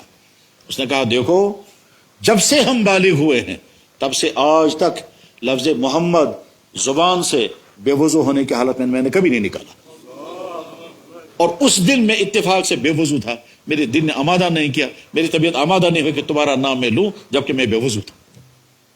جب میں نے یہ واقعہ سنا میں سوچتا رہا پتہ نہیں سچ بھی ہے یا نہیں، اور اگر کہیں میں بیان کروں گا تو لوگ مجھے کہیں گے حوالہ لاؤ، اور علماء اگر پوچھیں گے تو وہ کہیں گے جناب آپ نے کہاں واقعہ پڑھا؟ تو میں نے تحقیق کی تو بعد میں پتہ چلا واقعہ بالکل صحیح ہے، اور واقعتاً یہ ہوا ہے۔ علی گڑھ یونیورسٹی میں ایک جو وائس چانسلر گزرے ہیں ڈاکٹر خلیق احمد نظامی، ان کی کتاب لی ہے سلاطین دہلی کے مذہبی رجحانات، اس میں واقعہ موجود ہے۔ شیخ عبدالحق محدث دہلوی رحمہ اللہ تعالیٰ نے اس واقعے کو لکھا کہ ہاں یہ واقعہ صحیح ہے۔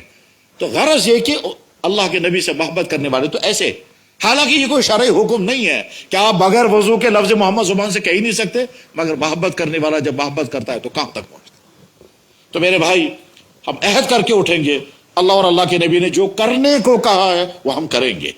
نماز ہر مسلمان پر فرض ہے، زکوٰۃ ہر مالدار پر لازم ہے، روزہ ہر مسلمان پر فرض ہے، حج مالداروں پر فرض ہے۔ یہ 4 چیزیں اللہ کی ذات کے ساتھ ہیں۔ والدین کی خدمت اسلام کا حکم ہے، بیویوں کے ساتھ حسن سلوک اسلام کا حکم ہے، اپنی اولاد کی صحیح تربیت اسلام کا حکم ہے، اپنے بھائیوں کے ساتھ حسن سلوک اسلام کا حکم ہے، اپنے پڑوسیوں کے ساتھ حسن سلوک اسلام کا حکم ہے، اپنے رشتہ داروں کے ساتھ بہتر سلوک اسلام کا حکم ہے، اور کمائی میں حلال کی فکر کرنا اسلام کا حکم ہے، اور اخلاق ایسے برتنے چاہیے کہ ہمارے ذریعے سے کسی ایمان والے کو کوئی تکلیف نہ ہو، نہ ہماری زبان سے نہ ہمارے رویے سے اسلام کا حکم ہے۔ تو یہ کرنے والے کام ہیں، اور بچنے والے کاموں میں شرک حرام، ماں باپ کی نافرمانی حرام، شراب حرام، رشوت حرام، سود حرام، زناکاری حرام، نامحرم عورتوں کے ساتھ تعلقات جوڑنا سخت ترین حرام، زبان سے جھوٹ بولنا حرام، آنکھوں سے غلط دیکھنا حرام، اور خاص طور پر آج کے نوجوانوں کے ہاتھوں میں یہ جو موبائل ہے، اس موبائل کے ذریعے سے کیا کیا حرام ہوتا ہے اس کو سمجھ کر کرنا ضروری ہے۔ اور یہی نہیں ہے کہ جناب ہمارا وہ نوجوان جو سکن ٹائٹ پہن کر کے اسی بیچارے کو خطرہ ہے، نہیں، جس کے سر پر ٹوپی ہے، جس کے چہرے پر داڑھی ہے، جو مدرسے میں رہ رہا ہے، اس کے لیے بھی خطرہ ہے، اس کو بھی شیطان لگا ہوا پیچھے، وہ بھی ہو سکتا ہے رات کو موبائل پر نہ جانے کیا کیا دیکھتا ہوگا۔ تو ہر ایمان والے کو سمجھنا ہے میرے اللہ میرے نبی نے میرے لیے کیا کیا چیزیں حرام کی ہیں، اس سے مجھے اپنے آپ کو بچانا ہے، اور بچانے میں ہماری کامیابی ہے۔ بس آپ نے یاد رکھیں دین مشکل نہیں ہے، دین بالکل آسان ہے، اور یہ خیال نہیں آنا چاہیے کہ آج تک تو ہم سے بہت گناہ ہو گئے اب کیا ہوگا، آج تک تو بہت غلطیاں ہو گئی اب کیا ہوگا۔ نہیں نہیں، ہرگز نہیں۔ ہاں، حرام چیزوں میں بڑی اہم ترین چیز ہمارے ذریعے سے کسی پر کوئی ظلم نہ ہو، نہ ہماری زبان سے، نہ ہمارے رویے سے۔ والدین کے اولادوں پر ظلم نہ ہو، شوہروں سے بیویوں پر ظلم نہ ہو، بھائیوں سے بھائیوں پر ظلم نہ ہو، ڈاکٹروں سے پیشنٹوں پر ظلم نہ ہو، دکاندار عوام پر ظلم نہ کریں، افسر ملازمین پر ظلم نہ کریں، کوئی کسی پر ظلم نہ کریں۔ اللہ کے نبی نے فرمایا یقول اللہ عز و جل، مسلم شریف میں حدیث ہے، یقول اللہ عز و جل، اللہ تعالیٰ شانو فرماتے ہیں یا عبادی، اے میرے بندو، حرمت علی الظلم، میں نے اپنے پر ظلم حرام کیا ہے، وجعلت بینکم محرما، اور تمہارے درمیان میں نے ظلم کو حرام کیا، فلا تظالموا، کسی پر ظلم مت کرنا۔ ہر آدمی غور کر کے دیکھے میرے ذریعے سے کسی پہ زیادتی تو نہیں ہو رہی ہے، میری زبان سے، میرے رویے سے، اور جن انسانوں کے ساتھ ہم رہ رہے ہیں ان کے ساتھ ہمارے نبی نے ہم کو یہی سکھایا۔ فرمایا جناب رسول اکرم صلی اللہ علیہ وسلم نے اللہ کو سخت نفرت ہے اس انسان سے جو الد الخصم ہے، بخاری میں حدیث ہے،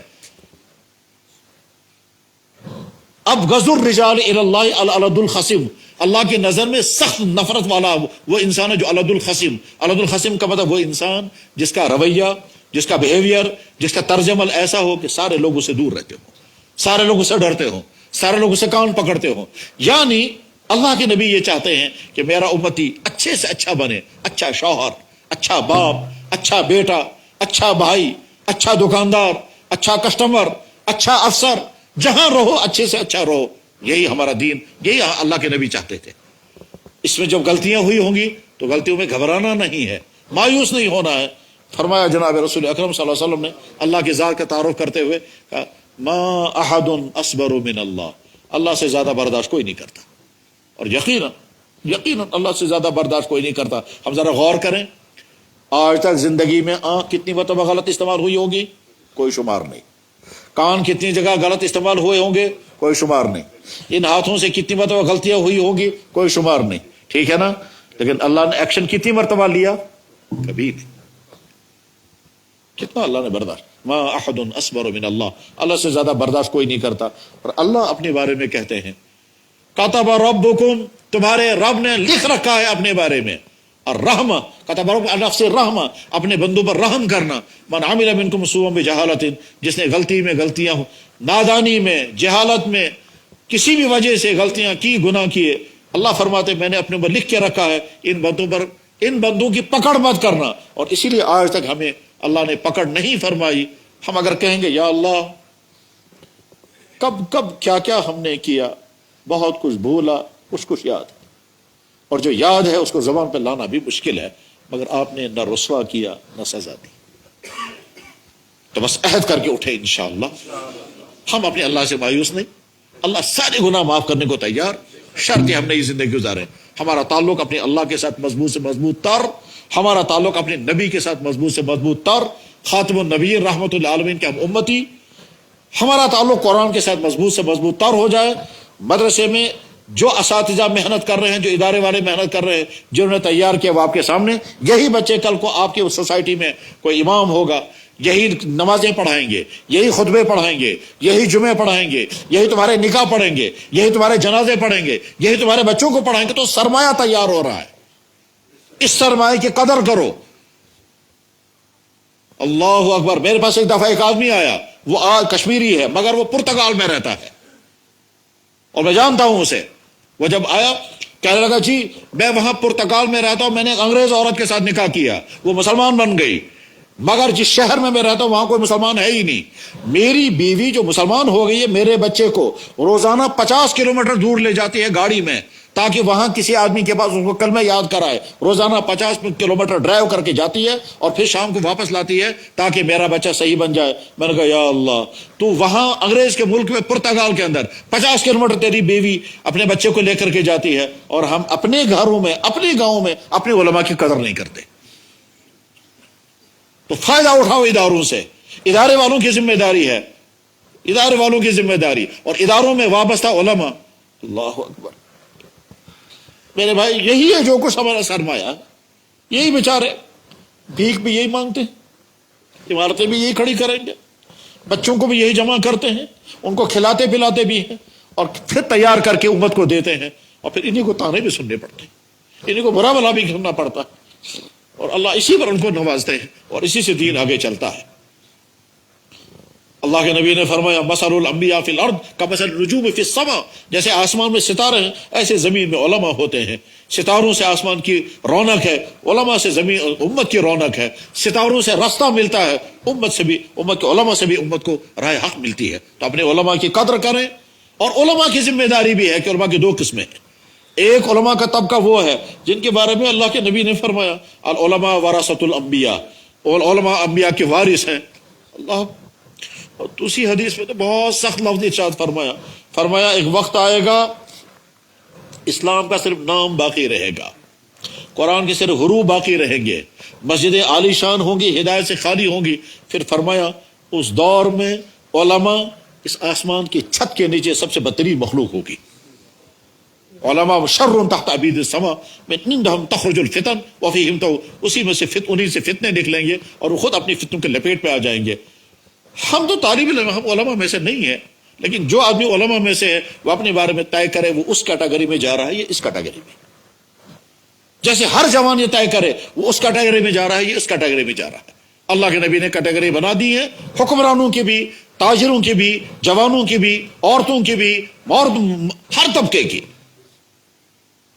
ہر ایک کو طے کرنا ہے میں کون سے کیٹیگری میں ہوں۔ تو میرے بھائیو، اپنے علماء کی قدر کریں، اپنے علماء سے جڑے رہیں، ان سے فائدہ اٹھائیں، ان کی ذمہ داری ہے پورے علاقے میں دین کی فکر کریں، لوگوں کے جنازے، لوگوں کے نکاح، لوگوں کے مسائل کو حل کرنا، لوگوں کو دین کی طرف لانا۔ نوجوان جو ہماری سرمایہ، جو ہمارا سرمایہ، ان نوجوانوں کا پیچھا ہو رہا ہے، ڈرگز ان کا الگ پیچھا کر رہا ہے، فیشن ان کا الگ پیچھا کر رہا ہے، شیطان چاہتا ہے یہ بگڑ جائیں، اور نہ جانے کون کون کیا کیا سوچتا ہوگا ان نوجوانوں کے بارے میں۔ ان کی فکر کرو، اپنے سے قریب کرو، اور اداروں کے ساتھ ان کو جوڑو، تاکہ بیچارے اگر یہ پڑھیں مگر ایمان کے ساتھ پڑھیں۔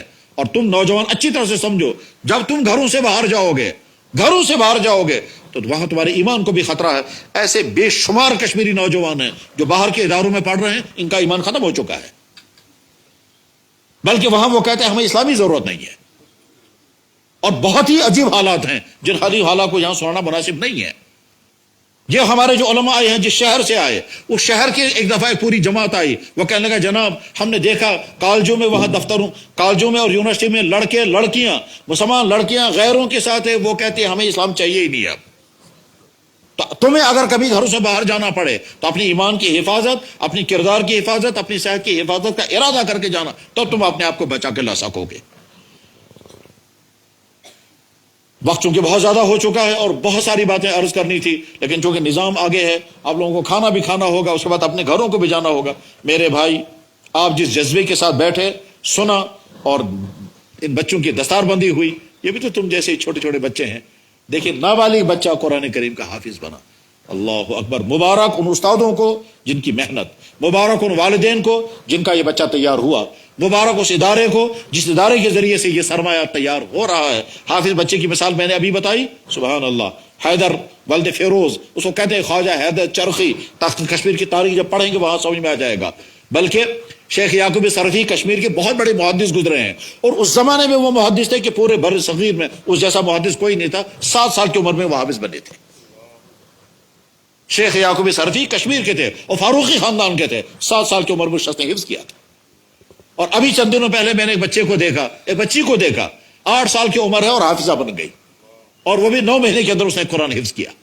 دنیا میں کارنامے انجام دینے والے ہوتے ہیں، فخر۔ تو بہرحال مدرسے والوں کو مبارک، ان استادوں کو مبارک، ان والدین کو مبارک، اور آپ بھی انشاءاللہ ارادہ کریں ہم اپنے بچوں کو دین پڑھائیں گے۔ منع نہیں ہے سکولوں میں پڑھانا، مگر جب دین ساتھ میں ہوگا تو تمہارا بچہ آگے چل کر کے سرمایہ بنے گا۔ ایک طرف سے اس کے بعد اصلی تعلیم ہوگی، دوسری طرف سے وہ دیندار بنے گا۔ ورنہ خطرہ اس بات کا ہے کہ جناب ڈگری پاتے پاتے وہ اپنا ایمان کھو چکا ہوگا، اور ڈگری پاتے پاتے اس کا کیریکٹر برباد ہو چکا ہوگا، اور ڈگری پاتے پاتے وہ کچھ اور بن کر کے آئے گا۔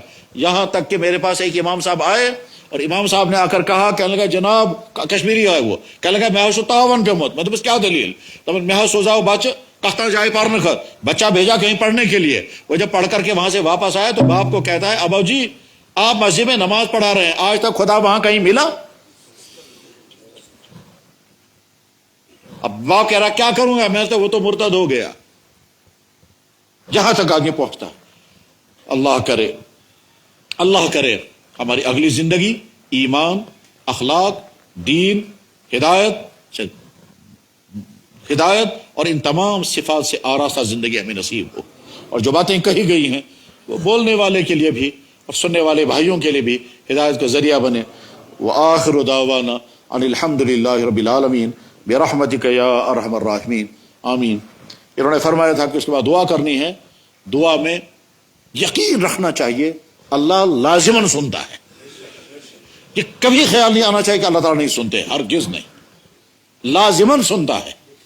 ابھی میں تھوڑی دیر پہلے آ رہا تھا، میں نے ابھی تھوڑی دیر پہلے بتایا کہ ایمسٹرڈم سے، ہالینڈ کا ایک شہر ہے ایمسٹرڈم، وہاں سے لڑکا فون کر رہا تھا ابھی تھوڑی دیر پہلے. ٹھیک ہے، اسی لڑکے نے مجھے بتایا کہنے لگے جی وہ چونکہ اسکالر کا سائنٹسٹ ہے اور کشمیر کا ہے. اس لڑکے نے مجھے بتایا، کہنے لگا جی میں نے اپنے جاب تبدیل کر دیا تھا، میں کسی دوسرے ادارے میں چلا گیا تھا. جب میں نے وہاں جوائن کر لیا تو میں نے باس سے کہا کہ سر مجھے نماز پڑھنی ہوتی ہے تو مجھے نماز پڑھنے کے لیے جگہ چاہیے. اس نے پوچھا کیا ہے یہ نماز؟ میں نے کہا سم تھنگ پرائر، کچھ عبادت ہے. کہنے لگا اچھا پرائر، اس کا مطلب اس کے لیے تمہیں سائلنٹ روم ہونا چاہیے. میں نے کہا جی ہاں سائلنٹ روم ہونا چاہیے. کہنے لگے کیمپس میں تو سائلنٹ روم ہے ہی نہیں، اویلیبل نہیں ہے، ہم نہیں دے سکتے تمہیں. میں نے کہا مجھے تو نماز پڑھنی ہے اور اگر مجھے کمرہ نہیں ملے گا تو میں ریزائن کروں گا. اس نے کہا نہیں تم بہت اچھے لڑکے ہو، ریزائن مت کرنا، ہم پھر بھی دیکھیں گے کیمپس میں کمرہ مل سکتا ہے یا نہیں. یہ لڑکا کہتا ہے کہ میں ڈھونڈتا رہا کمرہ تو میں نے بیسمنٹ میں دیکھا کہ وہاں ریسرچ روم ہے، اس میں کچھ سیکرٹ چیزیں ہیں. تو وہ کھول کر میں نے دیکھا تو کمرہ خالی ہے مگر اس میں کچھ سیکرٹ کاغذات ہیں اور کیا کیا ہوگا وہاں.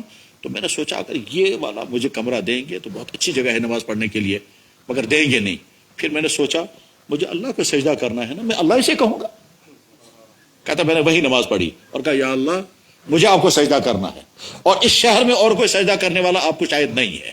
میں ایک آپ کو سجدہ کروں گا مگر مجھے جگہ نہیں مل رہی ہے، یہ جگہ آپ مجھے دلوا دیں. کہتا میں یہ دعا کر کے باہر نکلا، چپراسی مجھے ڈھونڈ رہا تھا کہنے لگا سر بلا رہے ہیں آپ کو. جب میں چلا گیا سر تو کہنے لگا بیٹا تم بہت اچھے ہو، تم کو کچھ وہ پرائر کرنی ہے نا، اس کے لیے تمہیں سائلنٹ روم چاہیے. سائلنٹ روم ہمارے پاس اویلیبل نہیں ہے. اب ہم ڈیسائیڈ کر رہے ہیں اگر تم پسند کرو تو ہم تمہیں بیسمنٹ دے دیں گے، جو بیسمنٹ ریسرچ روم ہے. میں حیران ہو گیا، میں تو ابھی دعا کر کے آیا. کہنے لگے اسے آرڈر نکالا چابی ان کے حوالے کر دو. چابی مجھے دے دی گئی. اس کے بعد میں نیچے چلا گیا اور اسی جگہ سجدہ کر کے میں نے کہا یا اللہ کون کہتا ہے آپ نہیں سنتے، ابھی تو میری بات آپ نے سن لی. یقین رکھنا چاہیے اللہ تعالیٰ دعا قبول کرتے ہیں مگر فوراً کبھی ادا نہیں کرتے. اس میں دیکھتے ہیں میرا بندہ مجھ سے اٹیچ رہے، یہ بار بار مجھ سے مانگتا رہے. اگر میں نے پہلے ہی دن دے دیا یہ مجھے بعد میں بھول جائے گا، یہ پوچھے گا ہی نہیں مجھے. اس لیے کبھی بہت دن تک اٹیچ رکھنے کے لیے منگواتے ہیں، تڑپاتے ہیں اور اللہ کو بہت پسند آتا ہے تڑپنا. اللہ اکبر. حضرت عائشہ صدیقہ رضی اللہ عنہ سے کسی نے پوچھا اللہ کے نبی نے کوئی عجیب بات سنائیے. حضرت عائشہ نے فرمایا ان کی کون سی بات عجیب نہیں تھی. پھر فرمایا ایک دن میں نے رات کو دیکھا جب آرام کرنے کے لیے لیٹتے ہی فوراً کھڑے ہو گئے. کہنے لگا عائشہ تم آرام کرو. اور حضور کھڑے ہو گئے، کھڑے ہو کر کے روتے رہے، پھر رکوع میں روتے رہے، پھر سجدے میں روتے رہے، پھر کھڑے روتے رہے، پھر رکوع میں، اور ساری رات اسی طرح سے گزارتی. یہ عائشہ بیان فرماتی ہیں حدیث کی کتابوں میں، فضائل اعمال میں بھی حدیث موجود ہے. بہرحال دعا میں یقین کرنا چاہیے کہ اللہ ضرور سنتے ہیں. دعا میں 3 چیزیں ہیں، نمبر 1 شکر، نمبر 2 توبہ، نمبر 3 ارادہ. شکر، توبہ اور ارادہ. شکر کس کس چیز کا وہ خود ہی سمجھ میں آ جائے گا، اور توبہ کس کس چیز سے وہ بھی سمجھ میں آ جائے گا، اور ارادہ کن کن کاموں کا وہ بھی سمجھ میں آ جائے گا. بس اسی جذبے کے ساتھ ہم دعا کریں گے اور یقیناً اللہ کی رحمت متوجہ ہے. بلکہ ہو سکتا ہے اللہ تعالیٰ شان حدیث میں موجود ہے، اللہ کے نبی علیہ السلام نے فرمایا ینزل تبارک و تعالی الی السماء الدنیا فی کل لیلۃ. اللہ تعالیٰ ہر رات پہلے والے آسمان پر اتر کر کے آ کر پھر کہتے ہیں هل من سائل فاعطیہ، کون مانگنے والا ہے میں اس کو عطا کروں گا. اور اللہ کے نبی نے فرمایا ہمیں یقین ہے کہ اللہ تعالیٰ شام آسمان اول پر اتر کے آئے ہوں گے. ایک حدیث میں تو رات کا لفظ ہے اور ایک حدیث میں رات کے اخیر کا لفظ ہے. رات کے اخیر میں اتر کر کے آتے ہیں. رات کو کبھی اٹھنا چاہیے کمرے میں اندھیرا کر کے, پھر نماز پڑھ کر پھر کہنا یا اللہ آپ کی طرف سے اعلان ہو رہا ہوگا, میں سنتا تو نہیں ہوں مگر آپ کے نبی نے کہا, اس سے زیادہ حق بات کون سی ہے, تو یا اللہ آپ کی طرف سے اعلان ہو رہا ہوگا, میں دامن کھول کے آپ کے سامنے. دو زانوں بیٹھیں, درود شریف پڑھیں اور پھر دعا کرتے ہیں.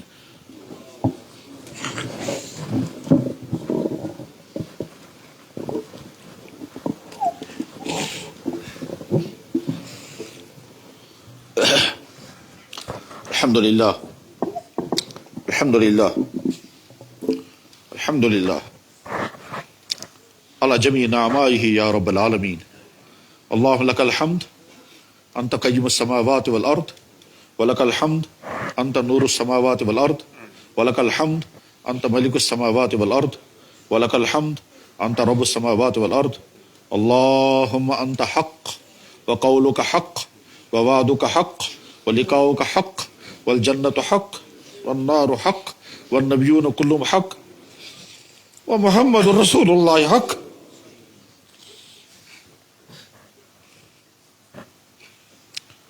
اللہم لک الحمد کما ینبغی لجلالک. اللہم صل وسلم وبارک علی سید المرسلین وامام المتقین وخاتم النبیین ورحمت للعالمین وعلی آلہ الطیبین الطاہرین یا رب العالمین. یا دائما بلا فنا یا قائم بلا زوال یا مدبر بلا وزیر یا رازق بلا نصیر یا من هو علی کل شیء قدیر انت بالاجابۃ جدیر یا رب العالمین. یا اللہ یا اللہ ہم یہاں آپ کے گھر میں حاضر ہیں. یا اللہ یہاں کوئی دنیاوی مقصد نہیں. دنیا میں شادیوں میں لوگ جمع ہوتے ہیں, تعزیت کی جگہوں پر جمع ہوتے ہیں, کھیل تماشے کے لیے جاتے ہیں اور نہ جانے کن کن کاموں کے لیے لوگ جمع ہوتے ہیں. ہم یہاں جمع ہوئے, جو بھی آنے والا آیا, کوئی بہت دور سے آیا آپ کا دین بیان کرنے کے لیے, بھائی چاروں طرف سے آئے آپ کا دین سننے کے لیے. یا اکرم الاکرمین یا ارحم الراحمین, ہم آپ کو گواہ بنا کر کے کہتے ہیں آپ ہمارے اللہ ہیں. ہم آپ کو گواہ بنا کر کے کہتے ہیں آپ کا وہ نبی جو کائنات کے لیے نبی بن کر کے آیا, ہم اعلان کر کے کہتے ہیں وہ نبی صادق ہیں. یا اکرم الاکرمین یا ارحم الراحمین. یا اللہ یا اللہ آپ کے نبی نے ایک مرتبہ کلمہ پڑھا اور کلمہ بھی اس طرح سے پڑھا. آپ کے نبی نے فرمایا اللہم انی اشہدک واشہد حملۃ عرشک واشہد جمیع خلقک علی انی اشہد ان لا الہ الا انت. آپ کے نبی نے فرمایا یا اللہ میں آپ کو گواہ بناتا ہوں, آپ کے تمام مخلوقات کو گواہ بناتا ہوں, عرش کے حام اٹھانے والے فرشتوں کو گواہ بناتا ہوں. اتنی بڑی گواہی دے کر میں گواہی دے رہا ہوں آپ میرے اللہ ہیں اور میں گواہی دے رہا ہوں میں آپ کا نبی ہوں. پھر آپ کے نبی نے فرمایا اے اللہ یہ جو میں نے گواہی دی یہ گواہی میری طرف سے میرے اس امتی کے نام اعمال میں لکھ دیجئے جس نے آج تک ایسی گواہی نہیں دی ہوگی. یا اللہ ان کی گواہی ہمارے نام اعمال میں لکھ دیجئے.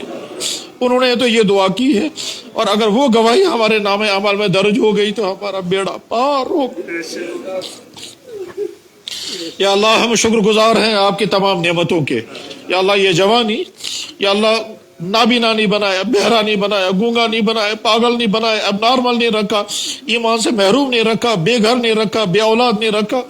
یا اکرم الاکرم نے یہ ساری نعمتیں عطا کی ہیں, ایک ایک نعمت پر ہم شکر ادا کرتے ہیں. ایمان کی دولت عطا کی, اپنے نبی کی امت میں پیدا فرمایا. یا اللہ دین سننے کے لیے جمع ہونا نصیب فرمایا, اپنے کو سجدے کرنے کی توفیق عطا فرمائی. یا اللہ روزے رکھ, جو کچھ بھی ہم سے کبھی کبھی ہوا وہ آپ کا احسان ہے اور اگر کبھی ہم نے نہیں کیا تو ہماری غلطی ہے. یا اللہ جو کچھ آپ نے عطا فرمایا اس پر ہم شکر گزار ہیں. یا اللہ تمام نعمتوں کے, جسمانی نعمتیں, گھریلو نعمتیں, والدین, اولاد, عزت, خوشیاں, شوق, جوانیاں, یا اکرم الاکرم اور ایمان, ان تمام نعمتوں پر شکر گزار ہیں. اور اے اللہ ایک بہت بڑی نعمت آپ نے اور بھی عطا فرمائی ہے, اس پر بھی ہم آپ کا شکر ادا کرتے ہیں جس نعمت کی طرف ہمارا کبھی خیال نہیں جاتا. اور وہ نعمت یہ ہے کہ اپنی زندگی کے بارے میں ہم سوچتے ہیں بالغ ہونے کے بعد سے اب تک کب کیا کیا کیا ہوگا. ان آنکھوں نے کہاں غلط دیکھا ہوگا یاد نہیں, ان کانوں نے کہاں کہاں غلط دیکھا ہوگا سب یاد نہیں, ان ہاتھوں سے کہاں کیا کیا کیا ہوگا سب یاد نہیں. یا اکرم الاکرمین لیکن کچھ یاد آتا ہے. کہ اس گھر میں نے کیا کیا، اس کمرے میں کیا کیا کیا، اس گاڑی میں بیٹھ کر کیا کیا، اس دفتر میں کیا کیا، کس جنگل میں اور کھیت میں جا کر کیا کیا، کہاں بیٹھ کر کیا کھایا اور کیا پیا، کہاں کس سے ملاقات کی، اے اللہ کہاں کیا کیا کیا۔ بہت کچھ بھول گیا، کچھ یاد ہے، اور جو یاد ہے اس میں بھی شرمندگی ہے۔ ڈرتے ہیں ماں باپ نہ سنیں گے تو کیا کہیں گے، سوچتے ہیں اولاد سنیں گے تو کہیں گے میرا باپ کیسا تھا، سوچتے ہیں ہماری بیویاں سنیں گے تو کہیں گے ہمارا شوہر نے کیا کیا کیا۔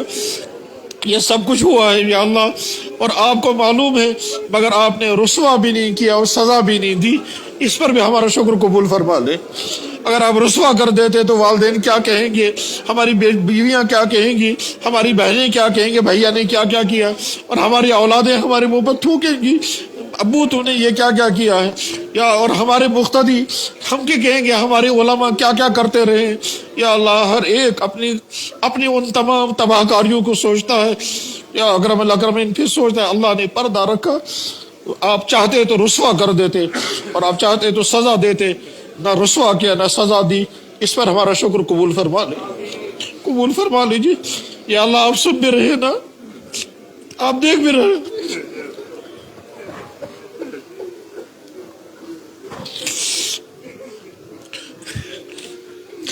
یا اللہ، آپ کے نبی نے دعا کرتے ہوئے کہا اللہم انک تسمع کلامی وتری مکانی وتعلم سری وعلانیتی۔ یا اللہ آپ مجھے دیکھ رہے ہیں میں کہاں بیٹھا ہوں، آپ مجھے دیکھ رہے ہیں میں کیا کہہ رہا ہوں، آپ میری ضرورتیں مجھ سے زیادہ جانتے ہیں، میری کوئی چیز آپ سے چھپی ہوئی نہیں۔ یہ تو آپ کے نبی نے فرمایا۔ پھر آپ کے نبی نے دعا کرتے ہوئے کہا اے اللہ میں مسکین کی طرح آپ کے سامنے ہاتھ پھیلا رہا ہوں۔ پھر آپ کے نبی نے فرمایا میں بلک بلک کر آپ کے سامنے گڑ گڑا رہا ہوں۔ اسألوک مسألة المسکین وابتہل الیک ابتہال العبد المذنب الذلیل ندعوک کدعاء البائس الفقیر۔ آپ کے نبی نے فرمایا جیسے کوئی فقیر کسی دروازے پر بھکاری مانگتا ہے ایسے میں آپ کے دروازے پر مانگتا ہوں۔ یا اللہ وہ جو آپ کے نبی نے اس طرح کے الفاظ فرمائے، یا اللہ وہ ہم کو سکھانے کے لیے فرمائے، وہی الفاظ ہماری طرف سے آپ سن لیجئے۔ یا اکرم الاکرمین، آپ کے نبی نے ایک مرتبہ دعا کرتے ہوئے کہا اے اللہ آپ نے مجھے نعمتیں عطا کی تاکہ میں نعمتیں کھا کر شکر ادا کروں، میں شکر کر نہ سکا پھر بھی آپ نے مجھے رسوا نہ کیا۔ یا اکرم الاکرمین، وہ تو شکر کرنے والوں میں سب سے اونچے تھے، یہ تو ہم کو سکھانے کے لیے کہا۔ نعمتیں آپ نے عطا کی، ان کو استعمال کیا، جوانی آئی پھر اس کو آپ کے نافرمانی میں استعمال کیا، پھر بھی آپ نے ہم کو ذلیل نہیں کیا۔ یا اللہ ہمارا شکر قبول فرما لیجئے۔ یا اللہ ہم نے توبہ کی ہر گناہ سے، یا اللہ جب جو گناہ ہوا ہے، نمازیں چھوٹی ہیں تو معاف کر دیجئے، یا اللہ پڑھی ہیں مگر بے جانی سے پڑھی ہیں تو معاف کر دیجئے، سستی کاہلی غفلت ہوئی ہے معاف کر دیجئے، یا اللہ زکوٰۃ فرض تھی ادا نہیں کہ معاف کر دیجئے، یا اللہ روزے فرض تھے ادا نہیں کہ معاف کر دیجئے، ماں باپ کے حق تلفیاں ہوئی ہوگی معاف کر دیجئے، بیویوں پر ظلم ہوگا معاف کر دیجئے، اور اس جوانی کو نہ جانے کن کن کاموں میں کہاں لگایا ہوگا، یا اللہ معاف کر دیجئے۔ یا اللہ یہ آج کے جوان قابل نفرت نہیں ہے، یہ تو قابل رحم ہے۔ ان بیچارے جوانوں کو ماحول وہی ملا ہے جس ماحول میں یہ اپنی جوانی کو نہیں بچا پاتے، نفس پیچھے لگا ہوا ہے۔ یا اللہ دوست ایسے ہی ملے ہوئے ہیں، شیطان بھی کوشش کر رہا ہے، ماحول بھی اسی طرح کا ہے، ہاتھوں میں موبائل ہیں، یہ ساری چیزیں ان کو کھینچ رہی ہے۔ اب یہ بیچارہ جوان کیسے بچ پائے گا؟ تو یا اللہ یہ قابل نفرت نہیں، قابل ترس، قابل رحم ہے۔ یا اللہ ان جوانوں کے اندر وہ ایمانی قوت پیدا فرما کہ اپنی جوانی کو تمام برائیوں سے بچانے میں کامیاب ہو جائے۔ یا اکرم الاکرمین، ان جوانوں کا ایمان بھی بچ جائے، ان کا کردار بھی محفوظ رہے، ان کی صحت بھی محفوظ رہے۔ یا اللہ ان کا مستقبل بہتر سے بہتر بنا دے، ایمان کے اعتبار سے، اخلاق کے اعتبار سے، روزگار کے اعتبار سے، نکاح اور ازدواج کے اعتبار سے اچھا مستقبل ان کو عطا فرما دیجئے۔ یا اکرم الاکرمین، آج کے دور میں سب سے زیادہ مظلوم آپ کا دین، غیر تو غیر ہے ہی، اپنے بھی آپ کے دین کو دھکے دے رہے ہیں۔ یا اکرم الاکرمین، دین پڑھنے کو بھی تیار نہیں، جو دین کا کام کرتے ہیں ان پر طنز کرنے کو امت تلی ہوئی ہے، رکاوٹیں اور مخالفتیں ہیں۔ یا اکرم الاکرمین یا ارحم الراحمین، بلکہ کوئی دین پر چلنا چاہتا ہے تو گھر والے رکاوٹیں ہیں، کہیں اولادیں چلنا چاہتے ہیں تو والدین رکاوٹ، کہیں والدین چلنا چاہتے ہیں تو اولادیں رکاوٹ، کہیں شوہر چلنا چاہتے ہیں تو بیویاں رکاوٹ، کہیں انسان چلنا چاہتا ہے تو دفتر والے رکاوٹ، اور کہیں بچہ چلنا چاہتا ہے تو سکول والے رکاوٹ۔ یا اکرم الاکرمین یا ارحم الراحمین، اپنے ہی ہم کو دین کے لیے رکاوٹیں بنے ہوئے ہیں۔ تو تیرا دین مظلوم، یا اللہ اس مظلوم دین پر یا اللہ ہم سے اگر ظلم ہو رہا ہے تو ہم کو یا اللہ توبہ کے توفیق عطا فرما، اور اس دین کو زندگی میں اتارنے کی توفیق ہمیں وہ زندگی عطا فرما کہ جب ہماری ڈائری ہمارے نبی تک پہنچے تو وہ خوش ہو جائیں کہ میرے امتی جوان کی بہترین کارگزاری میرے پاس پہنچ گئی۔ یا اکرم الاکرمین ہمیں سے جن کے جو مسائل ہیں وہ مسائل حل فرما، یا اللہ جن کی جو ضرورت ہے وہ ضرورتیں پوری فرما، یا اللہ جن کے جو حالات ہیں وہ حالات درست فرما، یا اکرم الاکرمین یا ارحم الراحمین۔ ہر ایک کا دل آپ کے سامنے کھلا ہوا ہے، ہر ایک کے دل میں دیکھ لیجئے کس کے دل میں کیا تمنا ہے، کس کے دل میں کن مشکلات کا غم، کس کے دل میں کن مصیبتوں کی فکر ہے۔ ہر ایک کے دل کو دیکھ لیجئے اور ہر ایک کو دل کو دیکھ کر کے ہر ایک کے حق میں فیصلہ کر دیجئے۔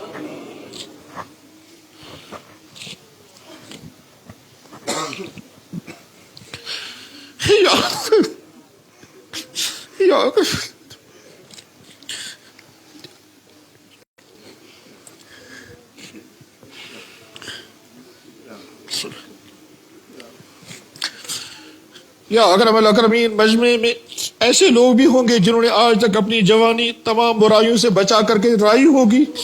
یا اللہ مجمع میں ایسے بھی ہوں گے جنہوں نے تیرے دین کو پڑھا اور دین پڑھاتے ہوں گے۔ مجمع میں ایسے بزرگ بھی ہوں گے جنہوں نے شاید توبہ کی ہوگی اور گناہوں سے ڈرتے ہوں گے، اور مجمع میں ہو سکتا ہے معصوم بچے بھی ہوں گے اور کوئی نہیں تو یا اللہ ابھی ہم نے دیکھا جن بچوں نے قرآن کریم حفظ کیا، یا اکرم الاکرمین آپ کے نبی نے فرمایا نا جس کے دل میں قرآن آ گیا اس کے والدین کو قیامت کے دن تاج پہنایا جائے گا۔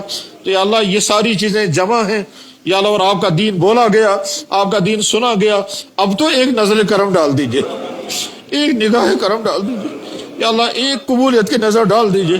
آپ سن بھی رہے اور دیکھ بھی رہے، ہر ایک کے غموں کی داستان آپ کے سامنے، ہر ایک کے دلوں کی آہوازاریاں آپ کے سامنے۔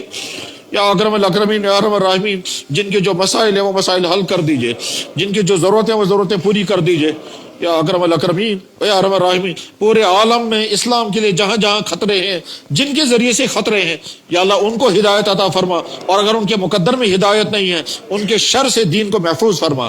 یا اکرم الاکرمین ہدایت کے دروازہ سب کے لیے کھول دے، اور اگر مقدر میں ہدایت نہیں ہے تو یا اکرم الاکرمین ہر زمانے کے فرعونوں اور نمرودوں کو آپ نے گردنیں مروڑ دی، آج کے زمانے کے فرعونوں اور نمرودوں کی بھی یا اکرم الاکرمین جو تیرے دین کو ختم کرنے پر تلے ہوئے ہیں، یا اللہ ہم آپ کے حوالے کیس کر دیتے ہیں، آپ خود ہی نمٹ لیں۔ یا اکرم الاکرمین جب تیرے کعبے کو گرانے کے لیے ابرہہ آ رہا تھا تو آپ نے طیرن ابابیل استعمال فرمایا اور اپنے کعبے کی حفاظت کا انتظام فرمایا۔ اللہ آج کے زمانے میں اپنے دین اور امت کی حفاظت کے لیے کسی طیرن ابابیل کو کھڑا کر دیا۔ یا اللہ ہم کمزور ہیں، بے بس ہے، یا اللہ نہ ویسا علم ہے، نہ ویسا تقویٰ ہے، نہ ویسی قبولیت ہے۔ آج کے زمانے میں جیسے کیسے ہم ہی ہیں، یا اللہ ان علماء کو ثابت قدمی عطا فرما، ان کے علم میں ان کے عمل میں برکتیں عطا فرما، ان کو استقامت عطا فرما۔ ان کو مشکلات آتی ہیں، رکاوٹیں آتی ہیں تو گھبرا جاتے ہیں، گھٹنے ٹیک دیتے ہیں، بلکہ بعض دفعہ علاقے چھوڑ دیتے ہیں۔ یا اللہ جب امت کی طرف سے رکاوٹیں آتی ہیں یا اکرم اللہ ان کو ثابت قدمی عطا فرما۔ یا اللہ اگر انہوں نے بھی تیرے دین کا کام بند کر دیا تو یا اللہ ان نئی نسلوں کو پڑھانے والا کون ہوگا؟ پھر یہ مسجدوں کے امام کہاں سے آئیں گے؟ پھر یہ اذانیں کون پڑھیں گے؟ یا اکرم الاکرمین یا ارحم الراحمین ان علماء کو ویسا بنا دے جیسے تیرے دین کو مطلوب، اور امت کو ان علماء کی قدر دانی کی توفیق عطا فرما جس سے امت کے اندر دین زندہ ہو جائے۔ یا اکرم الاکرمین جناب رسول اکرم صلی اللہ علیہ وسلم کی بارگاہ اقدس میں ہم سب کی طرف سے بے شمار درود و سلام، بے شمار درود و سلام، بلکہ یا اللہ شروع کائنات سے آج تک جتنے بارش کے قطرے زمین پر اترے اس سے زیادہ درود و سلام ہماری طرف سے ان کی بارگاہ میں پہنچا دیجئے، اور جتنے جانوروں کی جسموں پر بال ہوگے اس سے بھی زیادہ درود و سلام ہمارا پہنچا دیجئے، اور جتنے ریگستانوں میں یا اللہ ریت کے ذرات ہیں اس سے زیادہ درود و سلام پہنچا دیجئے، اور جتنے چراگاہوں پر کھیتوں کے اندر گھاس کے تنکے اگے اس سے بھی زیادہ درود و سلام پہنچا دیجئے، اور جتنا آج تک آپ نے ان پہ درود و سلام اتارا ہوگا اس سے زیادہ ہماری طرف سے ان کے بارگاہ اقدس میں درود و سلام پہنچا دیجئے۔ ان کے ازواج مطہرات و ہماری مائیں ان کی بیٹیاں وہ کائنات کی شہزادیاں، ان کے صحابہ اور تابعین، فقہاء اور محدثین، اولیاء کرام، خصوصاً کشمیر کے وہ بزرگان جن کے ذریعے سے یہ دین ہم تک پہنچا، ان تمام کے درجات کو بلند سے بلند تر فرما، ان کے قبروں کو نور سے منور فرما، انہوں نے جتنی دعائیں مانگی ہیں وہ ساری ہم سب کے حق میں قبول فرما۔